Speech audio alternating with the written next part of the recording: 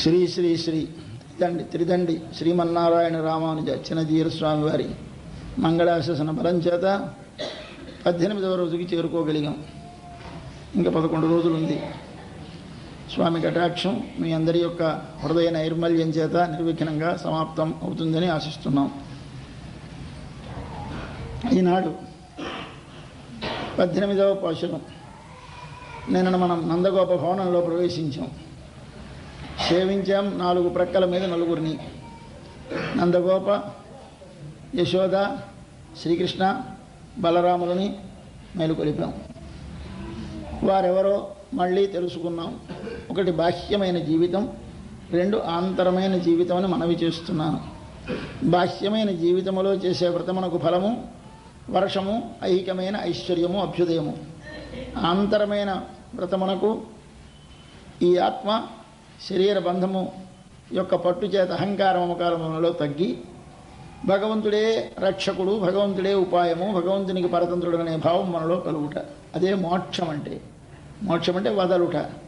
ఏది వదలాలి? ఈ శరీరం వదిలి ఎక్కడికో వెళ్ళడం మోక్షం కాదు.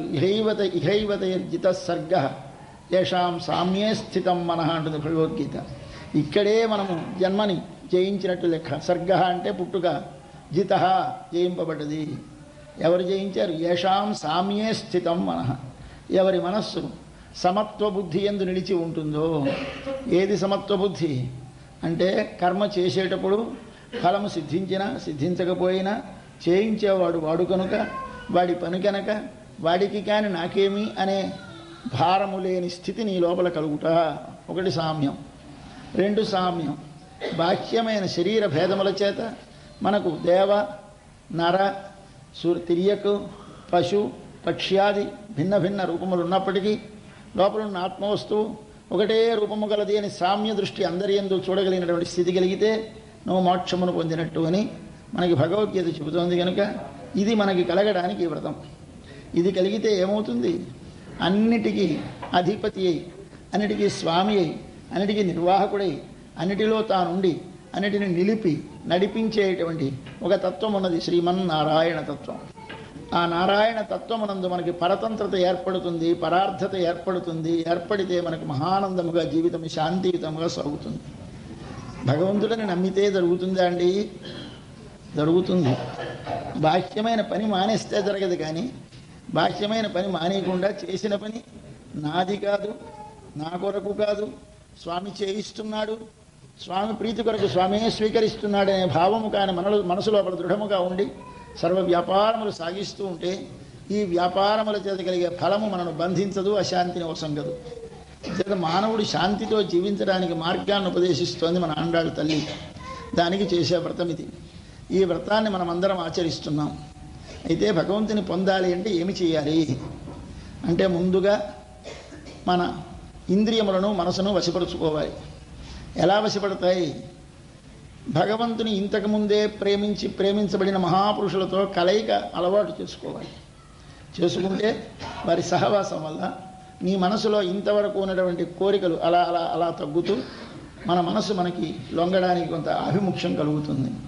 దీనిని ఆత్మగుణము అంటారు. ఆత్మగుణములు అంటే మనసులో కలిగేటటువంటి శాంతి, దాంతి, ఉరిమి మొదలైన గుణములు వస్తాయి. అవి వచ్చిన తర్వాత అప్పుడు మనం ఒక ఆచార్యుల దగ్గరికి ఆశ్రయించాలి. ఆచార్య భవనానికి వెళ్ళి ఆచార్యులను ఆశ్రయించడం నిన్నను చూశాం. ఆచార్యుల సంగిన మంత్రమును పొందాం. యశోదాదేవి మంత్రమును పొందిన తరువాత భగవానుడు దర్శనమవుతాడు. కానీ మంత్రోపదేశ మాత్రము చేత భగవత్ సాక్షాత్కారం కలగదు. అది గుర్తుపెట్టుకోవాలి. అయితే అదేమిటి ఇంత మంత్రం ఎందుకైతే అంటే ఆయన్ని ఆశ్రయించి ఇంతకుముందు మనకంటే ముందే భగవంతుని ఆశ్రయించి భగవద్ అనుగ్రహాన్ని పొంది భగవత్ ప్రీతిపాత్రులైనటువంటి మహాపురుషులు ఉంటారే, వారిని సేవిస్తే వారి యొక్క అనుగ్రహం చేత మనకు భగవత్ ప్రాప్తి కలుగుతుంది. భగవత్ ప్రాప్తి కలిగించే వారి పేరేం పెట్టారు మనవారు? ఘటకులు అన్నారు, మధ్యవర్తులు అన్నారు, పురుషకారము అన్నారు. 3 పేర్లు పెట్టారు. పురుషకారం అంటే పురు అంటే అధికముగా, సా అంటే ఇచ్చేవాడు. ఎవడు? భగవానుడు. మన పేరు పురుషుడే. ఎవరు పురుషుడు? స్త్రీ శరీరం ఉన్నవారు పురుషులే, పురుష శరీరం ఉన్నవారు పురుషులే. శరీరములో లింగమునకు భేదం ఉండడం చేత పురుష స్త్రీ అంటున్నాం. కానీ అవి లింగమునకు సంబంధించినవి. కానీ శరీరములోనున్నవాడు జీవుడు ఒక్కడే. స్త్రీలలో ఉన్నా పురుషులలో ఉన్నా వాడు పురుషుడే. పురు అంటే శరీరమునందు, షా ఉన్నవాడు కనుక పురుషుడు పురుష. పురు అంటే అధికముగా, షా ఇచ్చువాడు కనుక పురుష. పరమాత్మ మనకి ఏది కావలిస్తే అది ఇస్తాడు, సమృద్ధిగా ఇస్తాడు. ఆయనకి లేదన్న బాధ లేదు. అన్నీ ఉన్నవాడు ఆయన, పూర్ణుడు ఆయన, వ్యాపకుడు ఆయన. అయ్యా నమస్కారం. మన లోపల ఉంటాడు కనుక ఆయనకి మనకి ఏమి కావాలో తెలుసును. మనం అడగక్కర్లేదు. కానీ అడగకుండా ఉంటే నీది దోషమవుతుంది. అడగాలి. అడగకుండా ఉంటాం వాడే ఇస్తాడు అనుకోకండి. ప్రార్థన చాలా అవసరం. ప్రార్థన లేనిదే భగవానుడు ఏమీ వసంగడు. ఎందుచేత నీకు దాని ఏదో రుచి కలిగిందో లేదో తెలియదు. అక్కరలేని వాడికి పట్టుకొని ఇస్తే ఎలా అయితే వాడు దానిని ఆదరముతో స్వీకరించక తిరస్కరిస్తాడో, అలాగే మనం కూడా ఏం అనాదరం చేసి తిరస్కరిస్తామో అని స్వామి అంత వేగం ఇవ్వడు. కానీ ప్రార్థన చేయండి. కానీ ప్రార్థన చేసే ముందు దేనిని ప్రార్థన చేయాలో తెలుసుకుందుకు ఒక గురువుని ఆశ్రయించాలి. గురువుని ఆశ్రయిస్తే ఆయన మంత్రం ఇస్తాడు. మంత్రం ఇస్తే ఏం తెలిసింది? దాని అర్థం నువ్వు తెలుసుకుంటే, ఓహో నేనంటే శరీరం కాదు, నేనంటే వేరే జ్ఞానము కలిగినటువంటి ఒక ఆత్మ వస్తువు. అది తనంత తాను ఉండగలిగినది కాదు, తన లోపల భగవానుడు ఉంటేనే తాను ఉండగలిగినది. ఎవరు చెప్పారు ఈ మాట? భగవద్గీత చెప్పింది. ఏమిటి? న తదస్తి వినాయత్ స్యాత్ మయా భూతం చరాచరం. తత్ అట్టి వస్తువు నాస్తి లేదు, లోకంలో ఏ వస్తువు లేదు. ఎటువంటి వస్తువు? వినాయత్ స్యాత్. యత్ అంటే ఏ భగవత్తత్వము, వినా లేకుండా, స్యాత్ ఉండగలిగినదేది లోకములో లేదు. కాబట్టి అన్నిటికీ లోపల వాడు ఉంటేనే ఉన్నది.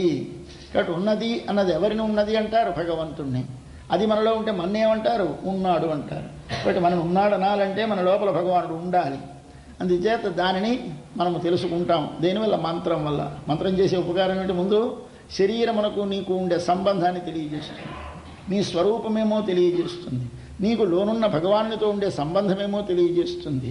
దీనితో నీకు ఒక్కసారి ప్రేమ పుడుతుంది. ఆ ప్రేమ పుడితే ఎడదేక స్మరిస్తావు. ఇది కలుగుతుంది మంత్రం వల్ల ఉపకారం. అయితే ఈ ప్రేమ కలగ్గానే పొందుతామా? లేదు. ఆ ప్రేమ ముందు పరభక్తి, పరజ్ఞాన, పరమభక్తి అని 3 దశలు పొందాలి. పరభక్తి అంటే ఒకసారి ధ్యానం చేస్తే తృప్తిగా ఉంటుంది, చాలదు. ఆ ధ్యానం ఎడతేక సాగాలి, చాలదు. ఆ ధ్యానము ప్రీతితో సాగాలి, చాలదు. అది మనకి ఎదురుగా కనిపిస్తున్నంతగా ఉండాలి, కనిపించినా చాలదు. ఆ ప్రార్థించే వస్తువు కంటే ఈ ధ్యానమే మనకి ఎంతో తృప్తిగా ఉండాలి. మనం ఇప్పుడు ఆయన చూడక్కర్లేదు, తలుచుకుంటే చాలు ఆనందం. అక్కడికి వాడు రావక్కర్లేదు, వస్తాడు ఆయన ఇలా ఉంటాడు, అలా ఉంటాడు. ఇది చెప్పుకుంటే తృప్తి కలిగే స్థితి మనకు వచ్చేస్తే మనం పై మెట్టుకు వెళ్ళినట్టు లెక్క. అటువంటి స్థితి మనకు కలగడానికి ఎవరు కావాలి? దాని గురించి చెప్పేవాడు కావాలి మనకి. మళ్ళీ ఎవడవాడు అంటే బలరాముడు కనిపించాడు. కృష్ణుడు లేవలేదు, బలరాముడు కనిపించాడు. కనిపించి నేను వస్తాను, కానీ నేను వచ్చినా లాభం లేదు, మన అందరికంటే ఎక్కువది మన అమ్మ ఉన్నది, ఆ అమ్మని ఆశ్రయించాలి అని చెప్పింది ఆవిడ. మనం భగవత్ సమాశ్రయం ఇప్పుడు చేసిన అమ్మవారి ద్వారా చెయ్యాలి. ఆవిడికి పేరేమిటి? మనం జగన్మాత అమ్మ అని అంటాం. మనం ఎవడమన్నా ఆవిడ పేరు సంస్కృతంలో అన్నా తెలుగులో అన్నా ఏమిటంటాం మనం? అమ్మ జగన్మాత. ఏమిటి? మాత అన్న పదం రాగానే, అమ్మ అని రాగానే మీకు ఏమర్థమవుతుంది అంటే తల్లి. తల్లి అని కానీ ఏముండాలి? అవతల భర్త ఉండాలి, యువతల కొడుకు ఉండాలి. ఉంటే కానీ ఆవిడ అమ్మ కాదు. కాబట్టి అమ్మ అయింది అంటే భర్త ఉన్నాడు, అమ్మ అయింది అంటే కొడుకు ఉన్నాడు. కాబట్టి మనము కొడుకుగా, మనను ఆమె యందు మనకు అందించినటువంటి ఒక తండ్రిగా భగవానుణ్ణి భావించాలి.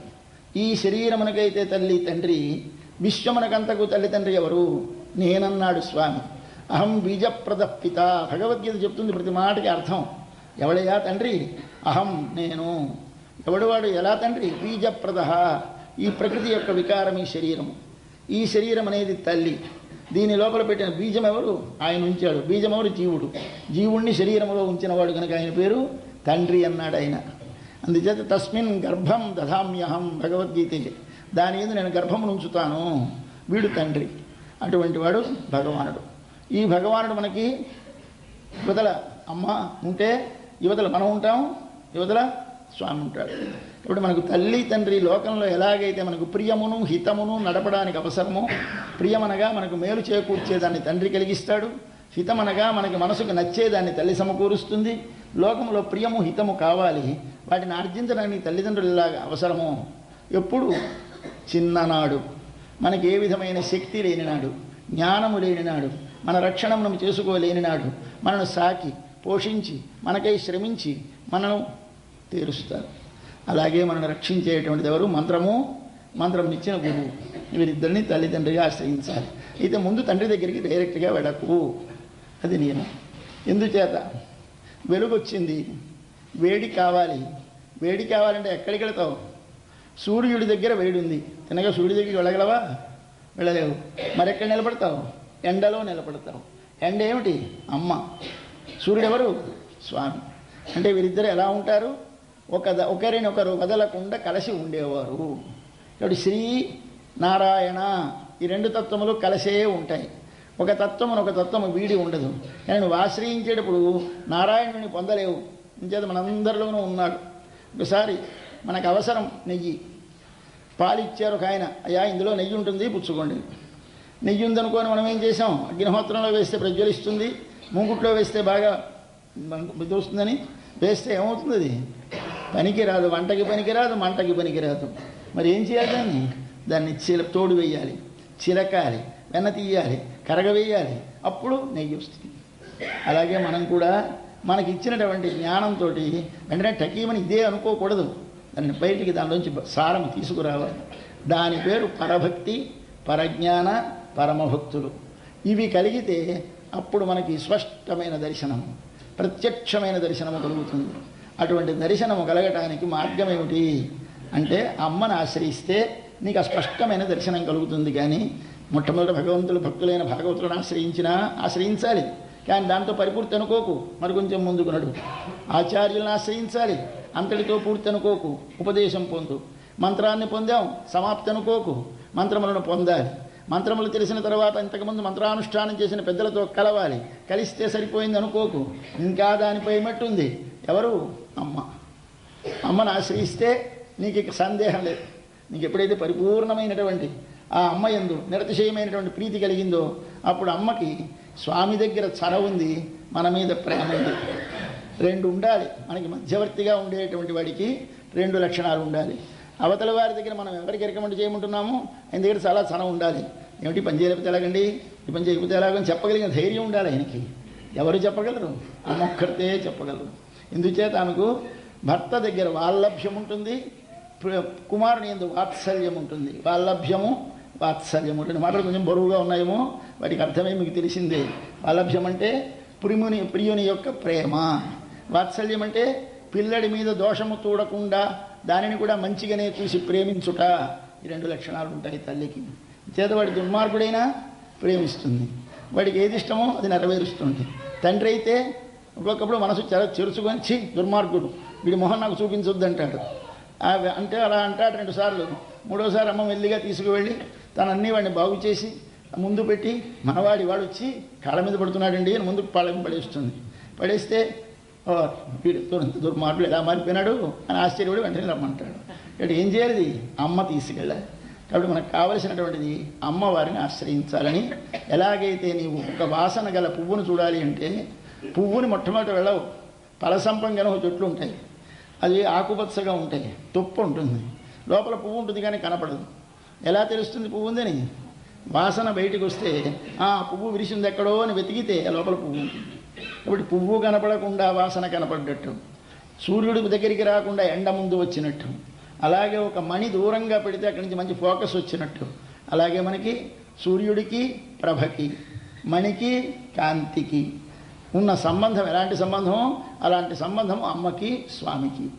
కానీ ఆశ్రయించేటప్పుడు ఎవరి ద్వారా ఆశ్రయించాలి? ప్రభ ద్వారా సూర్యుడిని ఆశ్రయించు, కాంతి ద్వారా మణి విలువ కట్టుకో, అలాగే నీ కాంతి ద్వారా దీపాన్ని పట్టుకో, అందుచేత వాసన ద్వారా పువ్వుని సేకరించు, అలాగే అమ్మ ద్వారా భగవానుని చెందు.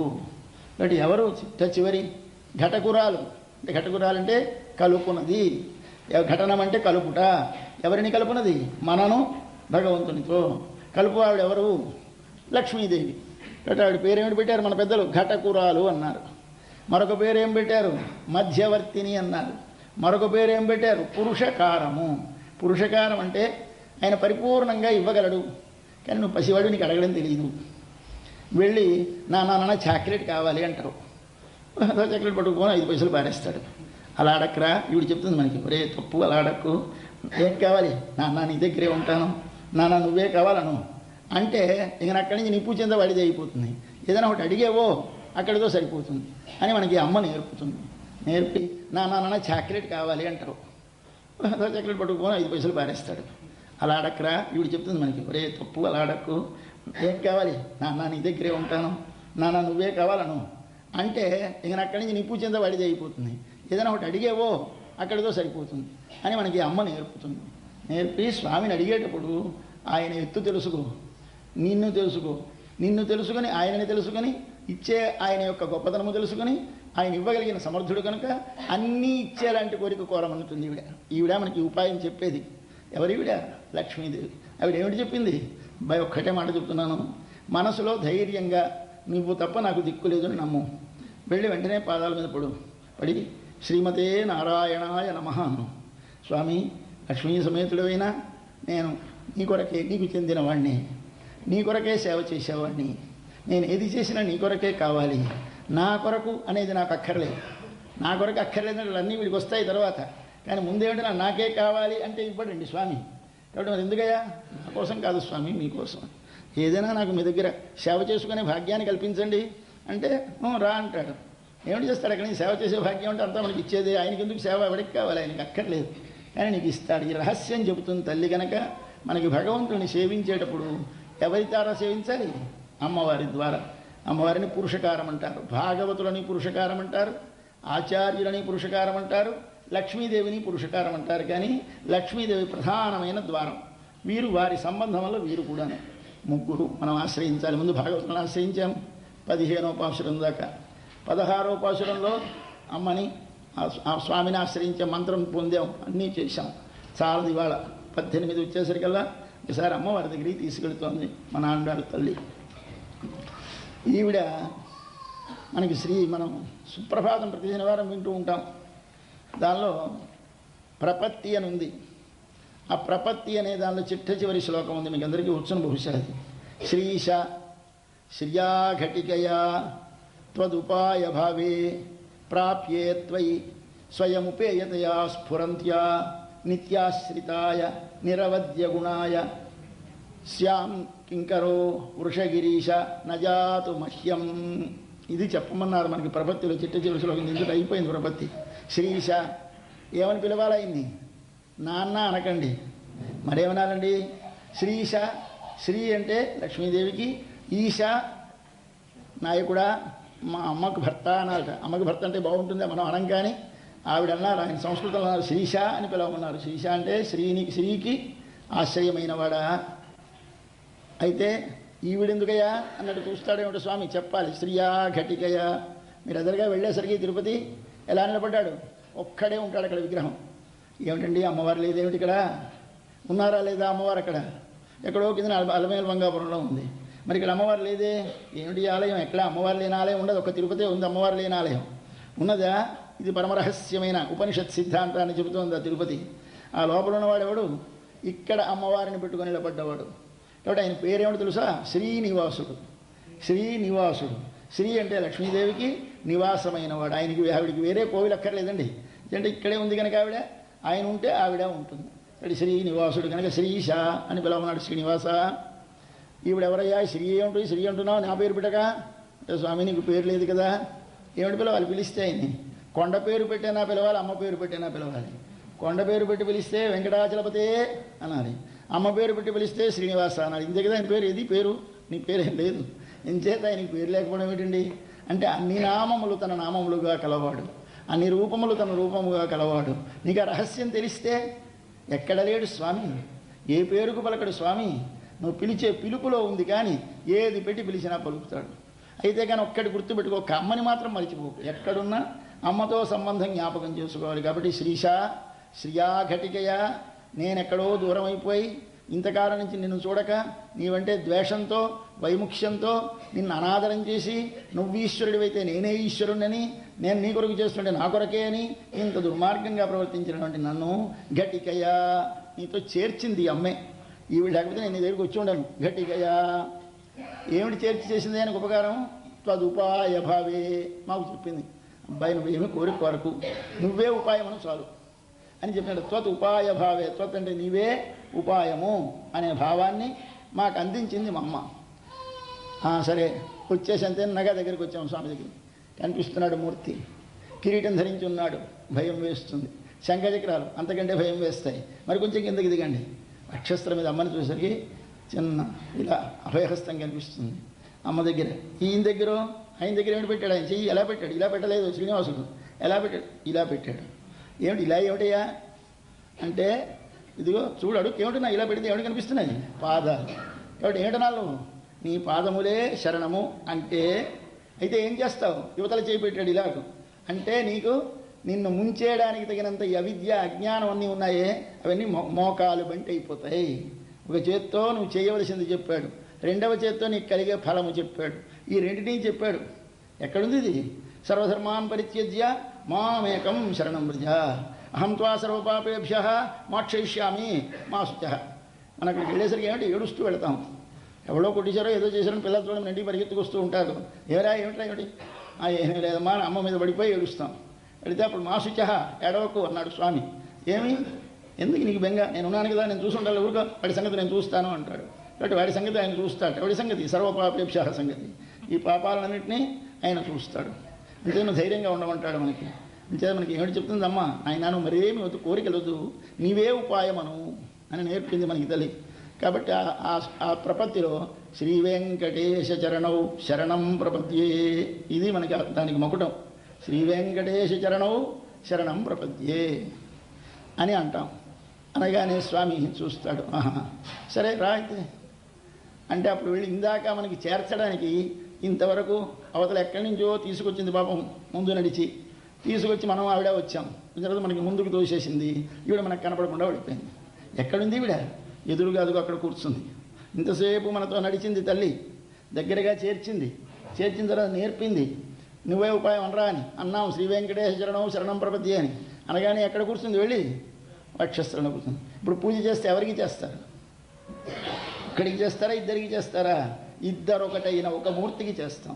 ఇద్దరు ఉన్నారు అందులో, ఒకరు కాదు, ఇద్దరు కలిసి ఒకటిగా ఉంటారు. ఎండా సూర్యుడా మీకు కావాలి? ఎండలేని సూర్యుడు మనకెందుకండి? ఎండ ఉంటేనే కావాలి. పువ్వు కావాలా? వాసన కావాలా? వాసన లేని పువ్వు మాకెందుకండి? కాంతి కావాలా? వజ్రం కావాలా? కాంతి లేని వజ్రం మాకెందుకండి? అమ్మలేని స్వామి మాకెందుకండి? కాబట్టి ఎవరయ్యా నీకు ప్రాప్యం? పొందదగిన వాడెవడు? నువ్వు. అయితే ఎవరు? అమ్మతో కూడిన నువ్వు. అయితే ఆశ్రయించినప్పుడు ఎవరిని రక్షిస్తాడన్నావు? శ్రీ వెంకటేశ అన్నావే, మీ అమ్మ పేరు కూడా చెప్పలేదే. ఆశ్రయించేటప్పుడు నువ్వే రక్షించాలి, కానీ మేము సేవించేటప్పుడు మిమ్మల్ని ఇద్దరిని కలిపి సేవిస్తాం. ఇది గుర్తుపెట్టుకోవాలి. ఆశ్రయించేటప్పుడు అమ్మ ద్వారా స్వామి ఉపాయము రక్షకుడు అనాలి. అన్న తర్వాత ఎవరిని ఆరాధించాలి? ఇద్దరిని కలిపి ఆరాధించాలి. కాబట్టి ఆరాధింపబడేవారు ఇద్దరు. ఆశ్రయించేటప్పుడు అమ్మ ముందు, స్వామి తర్వాత. ఆయన ఏమిటవుతాడు? ఉపాయం అవుతాడు. ఈమెమవుతుంది? పురుషకారం అవుతుంది. పురుషకారం అంటే మనని స్వామి దగ్గరికి చేర్చేది ఈమె. చేర్చిన తర్వాత ఉపాయం రక్షించేవాడెవడు? మనకు అనిష్టాలను తొలగించి ఇష్టాలను కలిగించేవాడు స్వామి. దేనిని మీరు శరణ పొందుతున్నారు? శ్రీ వెంకటేశ చరణౌ. చరణం అంటే ఎన్ని విభక్తి తెలుసునా? ద్వివచనం. ద్వివచనం అంటే ఏంటర్థం? రెండు పాదాలని. రెండేమిట్రా? నేను ఉన్నాను, మరి రెండు పాదాలు పట్టుకోకండి. అక్కడ రెండు పాదాలే పట్టుకోవాలి. ఉపాయం ఎవరు? రెండు పాదాలే.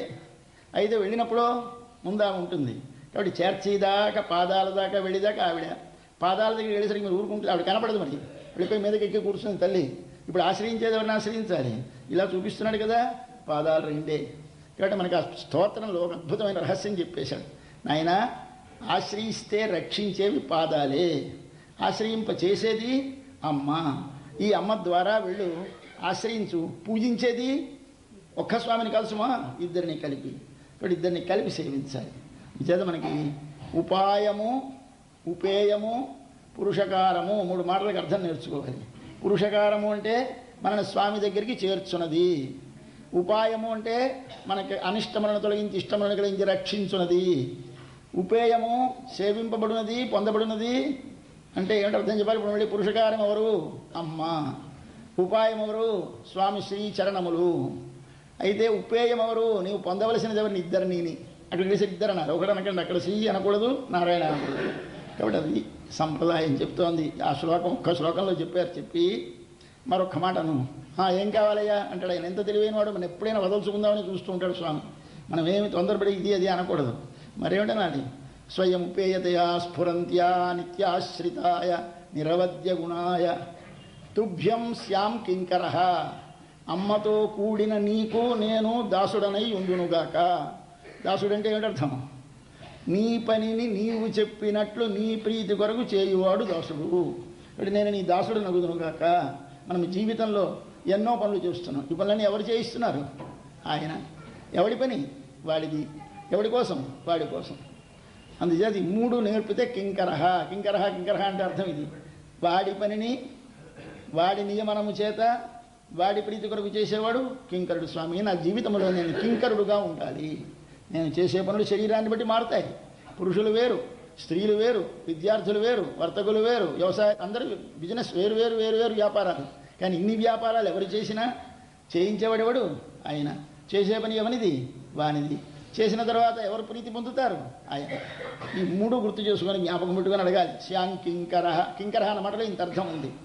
వృషగిరీశ, మొట్టమొదటి శ్రీశ ప్రారంభించాము. వృషగిరీశ రెండో పేరు. శ్రీశ అంటే అమ్మవారికి నాయకుడు, వృషగిరి అంటే కొండకి నాయకుడు. కాబట్టి ఇంక పేరేమిటి? రెండే పేర్లు. ఒకటి అమ్మ పేరు లేకపోతే పేరు లేనివాడు, కొండ లేకపోతే పేరు లేనివాడు.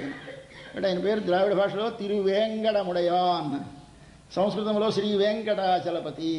కాబట్టి వెంకటాచలపతికి నీకే నేను శ్యాం కింకర వృషగిరీశ. అయితే మరి పాపం ఇంత పని చేసి నాకు ఇచ్చేస్తావు, మరి నీకో? నజాతు మహ్యం, నాకు అక్కర్లేదు. నజాతు మహ్యం. మహ్యం అంటే నా కొరకు, జాతు ఎప్పుడు కూడా నా కాదు. నేను చేసే ఏ పని నాది కాదు, నా కొరకు కాదు. మరెవరు? నీ కొరకు, నీ పని చేస్తున్నాను. ఇది మనం చెప్పాలి జీవితంలో. ఇది నేర్పుతున్నాడు ఆయనకి. ఆయన దగ్గర చెప్పే స్తోత్రం కాదండి, రోజు మనసులో అనుకొనవలసిన భావన. ఇది మనకి ప్రపత్తిలో చిట్ట చివరి శ్లోకం. ఆ శ్లోకాన్ని మనకు అర్థం చెప్పడం కోసమని ఇవాళ ఆండాళ్ళ తల్లి తీసుకొచ్చింది గోపికలందరినీ ఈవిడ సన్నిధికి. ఈవిడిని చూస్తే కానీ బుద్ధి కలగదు. ఈవిడ చెప్పాలి, నాన్న ఏమంటారు తొందరపడుతున్నావు, నువ్వే అన్నీ చేసుకుంటాను, ఇండిపెండెంట్ అని డిక్లేర్ చేసి తండ్రితో వివాదపడి వెళ్ళిపోతావు, ఎక్కడికి వెళ్ళకు, ఆయనే చేయాలి కానీ నువ్వేమిటి చేసుకుంటావు అంతా చెబుతుంది. అలాగా మెత్తగా చెప్పిన మాటలకి మెత్తపడతాం, లొంగుతాం. ఇన్నాళ్ళు నేనే అన్నవాడిని, పోనీలో ఏం నష్టం చూద్దాం, ఆయనే అందామని మెల్లిగా నష్టం అని ఒప్పుకుంటాం. చివరికి అదే ఖాయమైపోతుంది. అందుచేత స్వామి మనకి ఇవాళ అవసరపడాలి అంటే అమ్మవారిని ఆశ్రయించాలని అమ్మవారి దగ్గరికి వచ్చాం. ఇవాళ అమ్మవారి గుమ్మంలో నిలబడ్డాము. ఈవిడ పేరేమిటి అంటే కృష్ణుడు. అసలు మనకి ముఖ్యం ప్రధానంగా ఇందులో పొందబడేవాడు కృష్ణుడు. కృష్ణుడికి ఎవరు? పట్టపురాణి.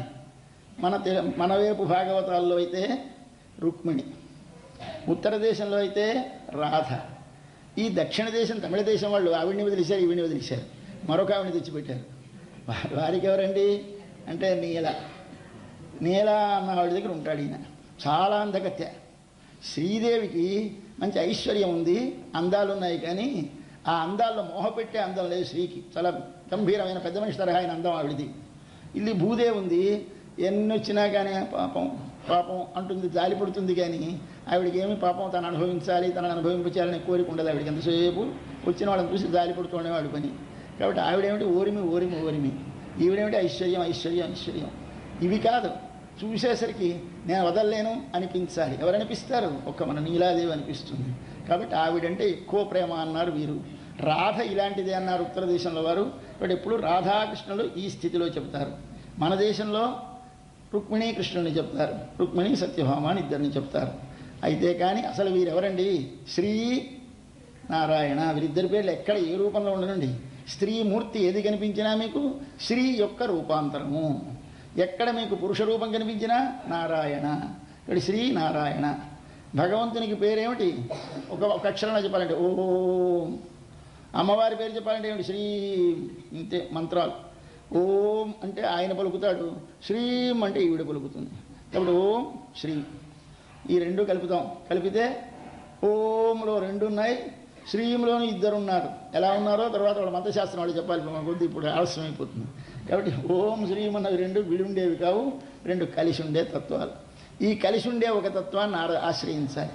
ఆశ్రయించడం మాత్రం ఇందులో ఒక తత్వాన్ని ఆధారంగా చేసుకుని ఆశ్రయించండి. ఆశ్రయించిన ఒక తత్వం ఉపాయమని నమ్మండి. ఉపాయమని నమ్మిన తర్వాత సేవించినప్పుడు ఇద్దరిని కలిపి సేవించండి. ఇది మనకి రహస్యమైనటువంటి ఉపనిషత్ సిద్ధాంతం కనుక దాన్ని చెప్పడానికి తిన్నగా తీసుకొచ్చింది అమ్మవారి వాటికి. ఇప్పుడు పేరేమిటి? నీల. ఆ నీలాదేవికి ద్రావిడ భాషలో పేరేమిటి? నప్పిన్నై. వాళ్ళ భాషలో నప్పిన్నై అంటారు. నప్పిన్నై అంటే నల్ అంటే మంచి, పిన్నై అంటే పిల్ల. పిన్నది అంటే చిన్న పిల్ల అన్నమాట. నప్పిన్నై మంచి పిల్లట పిల్ల. ఏమిటాడు మంచితనం? స్వామిని వశపరుచుకొని మనకు అందిస్తే ఇంతకంటే మంచితనం ఏముంటుంది? కాబట్టి ఆవిడ చాలా మంచిది. అటువంటి పిల్లని వాళ్ళ మేలుకొల్పుతున్నారు. ఈవిడ మన కృష్ణుడు గోపాలుడై పుట్టాడు కదా, గోపాలుడై పెరుగుతున్నాడు కదా. ఆ గోపాలుడైనటువంటి కృష్ణుడికి తల్లి యశోద, ఆమె గోపాల జాతికి చెందినది. తమ జాతి పిల్లల్ని పెళ్ళాడు కానీ పై జాతి పిల్లల్ని పెళ్ళాడు ఏమిటో నాయన, నువ్వెందరిని ప్రేమించినా నువ్వు అచ్చమైనటువంటి పెళ్లి చేసుకున్నాడు మాత్రం మన మరదలనే చేసుకోవాలని చెప్పింది వాళ్ళ అమ్మగారు. ఎవరు వాళ్ళ మరదలు? ఆయన అన్నయ్య కూతురుంది. యశోదాదేవి అన్నయ్య పేరు కుంభుడు. ఆ కుంభుడికి ఒక అమ్మాయి ఉంది నీల అని. ఆ నీల ఎప్పుడు వీళ్ళింట్లోనే ఉండేది. ఈయన పుట్టిన దగ్గర నుంచి ఇద్దరు బావ మరదలు ఇద్దరు ఇక్కడే ఆడుకుంటూ ఉండేవారు. అస్తమానం ఒకడు హాస్యాలు చేసుకుంటూ సరదాగా ఉంటూ ఉండేవారు. రాధాకృష్ణుడు అలాగే ఉండేవారు. అక్కడ ఏదైనా అవసరం వస్తే చీకటి వాడు ఇప్పుడు కృష్ణుడు వెళ్ళాలంటే అమ్మ వీడు పిరికివాడు, నక్తం భిరురయం, పిరికివాడు వీడు అని నందుడు అప్పచెప్పేవాడు. కాస్త ఈ వనాల్లో చీకటిగా ఉంటుంది, నువ్వు నీ దగ్గర నుండి ఇంటికి చేర్చమ్మా అని అప్పచెప్పేవాడు ఈ రాధకి. అప్పచెప్పితే ఆయన ఇద్దరు కలిసి అక్కడ యమునా తీరంలో ఆడుకొని తెల్లవారుజాము ఇంటికి చేరేవారు. అలాగే ఈ పిల్ల కూడా మనకి నీల చాలా గొప్పది. అయితే ఏం చేశాడు వాళ్ళ తండ్రి? ఆయన కొంచెం మోటువాడు. ఎవరు? మేనమామ కుంభుడు. ఆయన అబ్బాయి ఏటద్దాన ఈ అల్లరివాడికి ఎక్కడ పడితే అక్కడికి పోతూ ఉంటాడు ఆడపిల్లల దగ్గరికి. ఇలాంటి వాడికి ఇచ్చేస్తే మన పిల్ల జీవితం ఏమిటైపోతాను బెంగపెట్టుకున్నాడు ఏమిటో. బెంగపెట్టుకొని అబ్బాయి నేను ఎవరికి పడితే వాడికి ఇవ్వను, ఒక పందెం పెడతాను, దానిలో నెగ్గితే ఇస్తానన్నాడు. ఓ పెట్టన్నాడు. 7 ఎద్దుల్ని మంచి బలిసిన మదించిన ఎద్దుల్ని తీసుకొచ్చాడు. 7 ఎద్దుల్ని పెట్టాడు. అబ్బాయి 7ంటిని కలిపి ఒక్కసారి పట్టుకొని ముక్కుతాడు వేసి కట్టాలి. వాటిని వశపరుచుకోవాలి. ఎవడు వశపరుచుకుంటే వాడికి ఇస్తాను. ఒకటి కడితే ఒకటి జారిపోయేది, ఒకటి కడితే ఒకటి జారిపోయేది. ఎవరు వచ్చినా కట్టలేకపోయినారు. చూశాడు మనవాడు. ఏమిటి చేశాడు? అన్నింటినీ వెళ్ళి కలిపి కట్టేశాడు. కట్టేస్తే ఏం చేస్తాడు? ఈ మేనమామ తప్పక వాడికి ఇచ్చేశాడు, పెళ్లి చేశాడు. ఈవెన్ని మన భాగవతంలో నీలాదేవి అనరు, నాగ్నజితి అంటారు. నాగ్నజితి. ఆ నాగ్నజితి అనేటువంటి ఆవిడకి ఇలా పందెం పెట్టి పెళ్లి చేశాడు అని కథ ఉంది మనకి భాగవతంలో. కానీ మనకి ద్రావిడం వారు ఆ పిల్ల పేరు నీలాదేవిని, ఆ పిల్ల పేరు నప్పిన్నయ్యని అంటారు. ఆ పిల్ల ఏమిటి 7 ఎద్దుల్ని కలిపి కట్టడం ఏమిటి అంటే 7 వ్యాహృతులు ఉన్నాయి తెలుసునా మీకు? భూ, భువ, సువ, మహ, జన, తప, సత్యం. 7 కలిపి కట్టండి. ఎవడొస్తాడు? ఓం అన్నిట్లోనూ ఓం భూ, ఓం భువ, ఓం సువ, ఓం మహ, ఓం జన, ఓం తప, ఓం సత్యం. 7ంటికి ముందు ఓం ఓం ఓం పెట్టాలి కదా. ఈ ఓం ఎవడు? మన కన్నయ్య కృష్ణుడు. 7 ఎద్దులు. 7 ఎద్దుల్ని కలిపి కట్టండి. కట్టేశాడు మనవాడు. మరి ఏం చేస్తారు? ఇచ్చి పెళ్లి చేసేయాలి. ఇప్పుడు ఎవరి నుంచి పెళ్లి చేశారు? నీలాదేవి నుంచి పెళ్లి చేసేసారు. పెళ్లి చేసేస్తే స్వామి ఆమెతో విలాసంగా ఉంటాడు, ఎక్కడా ఉండడు. ఆవిడింట్లోనే ఉంటాడు. ఆవిడ హృదయం ముందు అలా వసించడం అంటే ఆయనకి ఎక్కువ ప్రీతి. ఆ హృదయంలో ఉంటే ఒళ్ళు తెలియని నిద్ర పట్టేస్తుంది ఆయనకి. ఎందుచేత అక్కడ చాలా హాయిగా ఉంటుంది. అక్కడ ఆ నిద్ర పట్టేస్తే అప్పుడు లేపాలి. ఎవరిని లేపాలి? పడుకున్న కృష్ణుణ్ణి. ఎక్కడ పడుకున్నాడు? నీలాదేవితో కలిసి పడుకున్నాడు. ఆయన్ని లేపుదాం ఇవాళ. ఆయన్ని లేపకండే తుంటరి వాడు రాడు. మన ముందు నీలాదేవిని లేపుదాం. లేపితే ఆమె లేపుతుంది. వచ్చారు లేవయా లేవయా అని ఇవాళ నీలాదేవిని లేపుతున్నారు. అంటే అర్థం ఏమిటి? మనకి ఆయనే ఉపాయమని నేర్పేటటువంటి వాసన లాంటి, కాంతి లాంటి, ఒక ఎండ లాంటి అమ్మని ముందు లేపి అమ్మా అంటే, అమ్మ కావాలంటే ఎండ కావాలంటే సూర్యుడు తప్పకుండా ఉంటాడు కదా. కాబట్టి కాంతి కావాలంటే మణి పెట్టుకుంటే మణి ఉంటుంది కదా. వాసన కావాలంటే పువ్వు ఉండక తప్పదు కదా. కాబట్టి పువ్వు లేని వాసన ఉండదు, వాసన లేని పువ్వు మనకు అక్కర్లేదు. అయితే మీ ఉపన్యాసంలో మాకు తేలింది ఏమిటంటే దేవుడు అక్కర్లేదు, అమ్మవారే కావాలి అని తేలిందండి అన్నారు కొంతమంది. పొరపాటయ్యా. ఒక మంచి వజ్రం విలువ తెలిసిన వాడు ఇది ₹1,00,00,000 అన్నాడు. మనకి ఇంతంత చిన్న రాయి. ఒకసారి ఒక ఆయన పెద్దజీయం గారు చెప్తూ ఉండేవారి కథ. ఒకనాడు ఒకడు వజ్రం ఇచ్చాడు ఒకరికి. ఇచ్చి అబ్బాయి ఇది నువ్వు ఎవరికి అమ్మి కానీ ఇది ఎంత ఉంటుందో నువ్వు ఎస్టిమేట్ చేసుకో. ఏమిటి దీనికి ఏమిటి విలువ ఏమిటి? ఇంత రాయి కదా, ఎందుకంటే ఇంత రాయి ఇస్తాను, ఏమిటి పెద్ద గొప్ప అన్నట్టు వాడు. దీనికి ఏమిటి ముందు మూలం అంటే ఒక గురువు గారు ఒక శిష్యుడికి రామ్ రామ్ అని చెప్పాట. మంత్రం ఏంటంటే ఏం లేదు, రామ్ రామ్, ఓం రామ్, ఓం రామ్, ఇదేనా మంత్రం అన్నట్టు. ఆ కాశీలోనూ అక్కడను చచ్చిపోయిన వాళ్ళని మోసుకెళ్తున్న వాళ్ళందరూ ఇదే అంటారట. అంచేత వాడు విన్నాడు. వీడి గురువుగారు పెద్ద రహస్యంగా కాళ్ళు పట్టించుకొని కాళ్ళ మీద నీళ్లు పోయించి కడిగించుకొని కాళ్ళ మీద చేయి పెట్టి ప్రమాణం చేసి ఆయన నెత్తి మీద చెయ్యి పెట్టి ఉపదేశించింది ఈ మంత్రం రామ్. ఈయనకి బజార్లో కడితే వినిపించేది, ఎక్కడ చూసినా రామ్ రామే. ఈ అల్లరి ఏమిటిది ఇంత దారుణమైన మంత్రం చెప్పేశాడు మా గురువు గారు అనుకొని మళ్ళీ గురువు గారి దగ్గరికి వెళ్ళాట. స్వామి ఏమిటి మంత్రం, ఇలాంటి మంత్రం చెప్పారు. అవునులే మరి అందరూ అంటారు కదా అని చెప్పి పాప ఆయన మహానుభావుడు కనుక సరే ఒక పెద్ద వజ్రం ఇచ్చేట. ఇచ్చి వజ్రం పట్టుకోవెళ్ళు, ఇది ఎవరికి ఇచ్చి అమ్మకి కానీ ఎంత ఖరీదు ఉంటుందో కట్టించుకోవడమన్నాడు. వీళ్ళు అమ్మకానికి బయలుదేరేట. బయలుదేరితే ఒక చోటికి వెళ్ళేసరికి ఒక పాన్ షాప్ వాడు కనిపించాడు. వాడికి అమ్మడానికి చూపించాడు. వాడికి ఎందుకు ఈ వజ్రం ఏమిటి చూసుంటాడు. వాడికి ఆకులు కాచు సున్నం రాసి కాచు తల్లి దాని మీద ఎగిరిపోకుండా ఉంచి దాని మీద అన్నీ వెయ్యాలి కదా పదార్థాలు. వాడి మీద ఫ్యాన్ తిరుగుతూ ఉంటుంది, దాని మీద పెట్టుకుంది పనికి వస్తుందని అబ్బాయి నీకు పావులా ఇస్తావా అని అడిగాడు. సరే మా గురువుగారు అమ్మద్దన్నారు కదా కాబట్టి సరే అని బయలుదేరాడు. మరొకటి దగ్గరికి వెళ్ళాడు. కోమటి ఈయనకెందుకు ఈ రాయి, ఈయన అక్కర్లేదు, ఈయనకి తూకంలో ఏదైనా కాస్త ఎత్తు తక్కువలు వస్తే అవతల తక్కువ చోట వేయడానికి పనికి వస్తుందని పుచ్చుకున్నట్టు ఆయన. ఎంత ఇస్తామంటే రూపాయి అన్నట్టు వాడు, పావులాది రూపాయి. బాగానే గురువుగారు అమ్మద్దన్నారు అందుకే కావాలి దాని ఖరీదు ఎక్కువేమో అనుకున్నాడు. అలా వెళ్ళాడు. మొత్తం అందరికీ చూపించి అందరూ అలా 100, 200, 1000, 2000, 10,000, లక్ష దగ్గరికి వెళ్ళిన తర్వాత ఒక రాజుగారి ఆస్థానానికి పట్టుకెళ్ళాడు. ఒక రాజుగారికి చూపించాడు. చూపిస్తే ఎక్కడ దొరికిందిరా నీకు రాయి, ఎంత అదృష్టవంతుడివి, 1,00,00,000 రూపాయలు ఇస్తాను కాదు, నువ్వు ఎంత కావాలంటే అంత ఇస్తానన్నట్టు.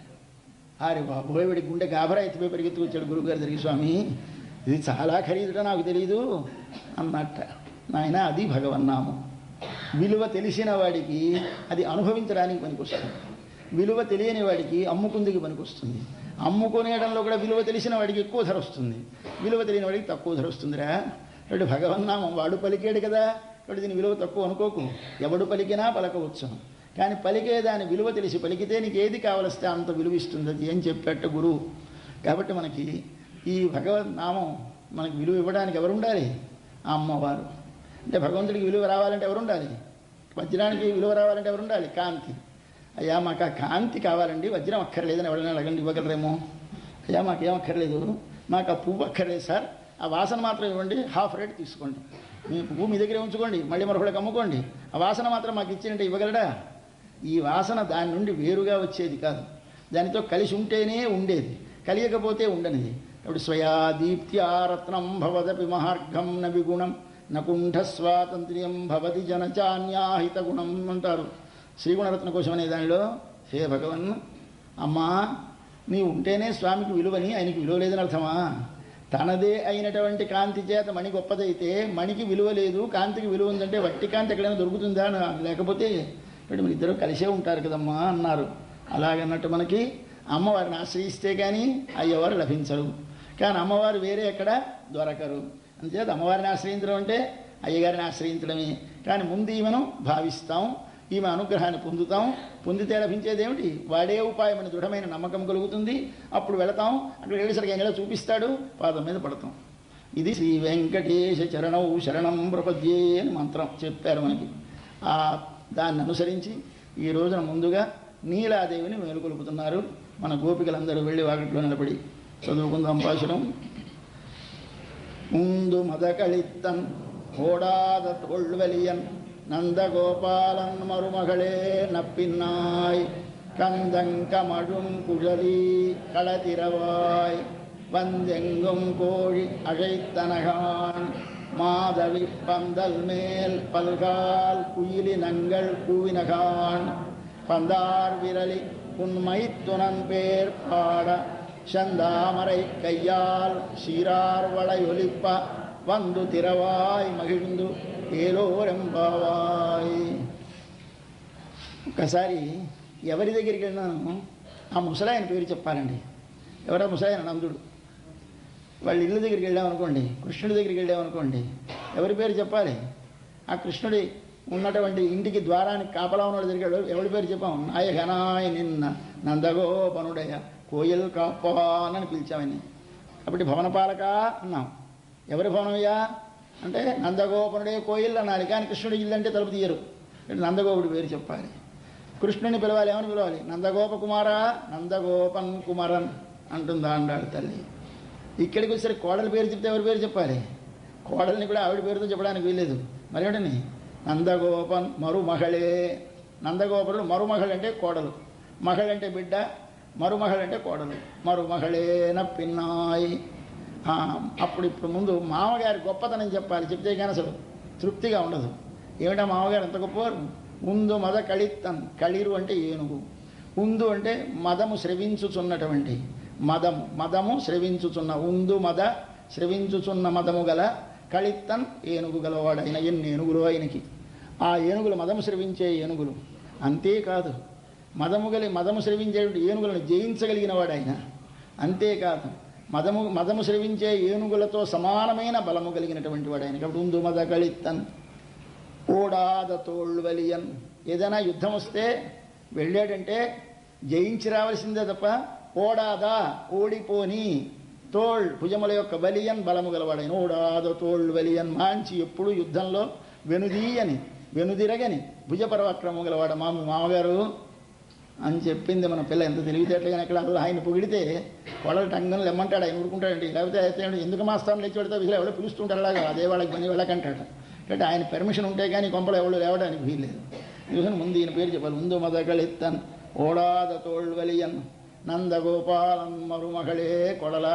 ఆవిడ పేరేమిటి? నప్పిన్నాయి. నప్పిన్నా అని పిలిచారు. బాగుంది. పిలిచిన తర్వాత మరో విశేషం. ఈవిని పొగడొద్దు, ఆయన పొగిడితే సరే. ఈవిడ ఎవరు? మంచి పరిమళములు గుబాళిస్తుంది ఈవిడ. కందం కమజుం కుశలి. ఏమిటండి ఈ సెంట్ ఎక్కడ కొన్నారు? మంచి వాసన వస్తుంది. ఈ చీర ఎక్కడ కొన్నారు? చాలా బాగుంది అంటే పొంగిపోతుంది ఆడది. దానికి ఉన్నది ఏమిటి అంటే తను ధరించినది అందంగా ఉన్నది అంటే చాలా తృప్తిగా ఉంటుంది. కాబట్టి అందరి దగ్గరికి మాట వెళుతూ ఉంటుంది, చూపిస్తూ ఉంటుంది. ఏమిటి చూపించడం? బాగుంది అనాలని. అలాగే ఈవిడికి కూడా ఏమిటి? ఆవిడ స్వామితో కలిసి కొరున్నది. స్వామి ఎవడు? ఉపనిషత్తు చెప్తుంది. సర్వగంధ సర్వరస అయిన సకల పరిమళములు తానైనవాడు, సకల రుచులు తానైనవాడన్నది ఉపనిషత్తు. మీకు రుచి ఎక్కడైనా కనిపిస్తే ఎక్కడి నుంచి వచ్చింది ఆ రుచి? మన స్వామిలోంచి. ఎక్కడైనా వాసన వస్తే ఎక్కడి నుంచి వచ్చింది మంచి వాసన? మన స్వామి అక్కడ ఉన్నాడన్నమాట. కాబట్టి ఎక్కడ మంచి మంచి వస్తువులు ఉంటాయో ఆ వస్తువులన్నీ కూడా యత్తదూర్జితం, అవన్నీ కూడా మమ తేజోంశ సంభవం, నా యొక్క తేజస్సులలో కోటి కోటి కోటి కోటి భాగములలో ఏకదేశము చేత పుట్టినదేని గుర్తించుకో అని చెప్పాడు స్వామి భగవద్గీతలో 10వ అధ్యాయంలో విభూతి విస్తర యోగంలో. కాబట్టి మంచి పరిమళములు ఎవడు? ఆయన. అన్ని పరిమళములు ఆయనైతే ఎలాగుంటాడు? లోకంలో అన్ని వాసనలు ఒకచోట చేరున్నాయి. మన అమ్మ ఆయన దగ్గర పడుకుంది. ఆయన తల నిమురుతున్నాడు. తల నిమురుతుంటే అమ్మ జుత్తుకి ఎంత వాసన పట్టింది? మొత్తం ఏ సెంటు పూసినా రాని వాసన వచ్చేసింది. కాబట్టి కందం కమజుం కుశలి. కందం అంటే గంధము, గంధం అంటే వాసన, కమజుం అంటే పరిమళించేటటువంటి, కుశలంటే కేశములు కలదానా. కందం కమజుం కుశలి. అమ్మా అంత సువాసన కలిగినటువంటి కేశములు కలదానమ్మా. ఈసారి కడై తిరవాయ్. కడై తిర, కడై అంటే గడియను, తిర తెరువుము, కడ తిరవాయ్. ఈ తెల్లవారుజామున ఇద్దరు హాయిగా పడుకున్నారంటే గదిలో. మంచి విశాలమైన ఎత్తైన తెల్లటి దుప్పటి వేసుకున్నారు, దీపాలు పెట్టుకున్నారు, పడుకున్నారు ఇద్దరును. వీళ్ళు వెళ్ళి గోళ. ఏమిటి తెల్లవారకుండా ఈ తెల్లవారుజామున ఈ కేకలు ఏమిటని కొంచెం చికాకు వేసిన ఏమిటో అమ్మకని అనుకుంది పాపం. ఈ పైన ఉన్న పిల్ల. వీళ్ళు అనుకుంటున్నారు అమ్మా లేదమ్మా తెల్లవారిపోయింది. ఏమిటి గుర్తు తెల్లవారిందని అంటే వందెంగుం కోడి అజైత్తనగాన్. వందు వచ్చి, ఎంగుం అంతటా, కోడి కోడి, అజైత్తన కూయిస్తున్నది. ఓ కోళ్ళు వచ్చి అరుస్తున్నాయమ్మా అన్నా. అంటే ఇందులో వచ్చి అని ఎందుకన్నది అంటే కోడి ఒక అర్ధరాత్రి వేళ అప్పుడు పడుకుంటుంది. రాత్రి ఒక అర్ధరాత్రి 12 గంటల మధ్యలో ఇటించడు తిరిగినప్పుడు ఉప్పు అంటుంది, ఒకటి అరుస్తుంది. కానీ ఆ అరుపు తెల్లవారడానికి సూచన కాదు. ఎప్పుడు తెల్లవారడం బాగా అవుతూ ఉంటే అప్పుడు కోడి పడుకోదండి, లేచి చెంగుని ఎక్కడికో ఆ గోడ మీదకో ఈ గోడ మీదకో వస్తుంది.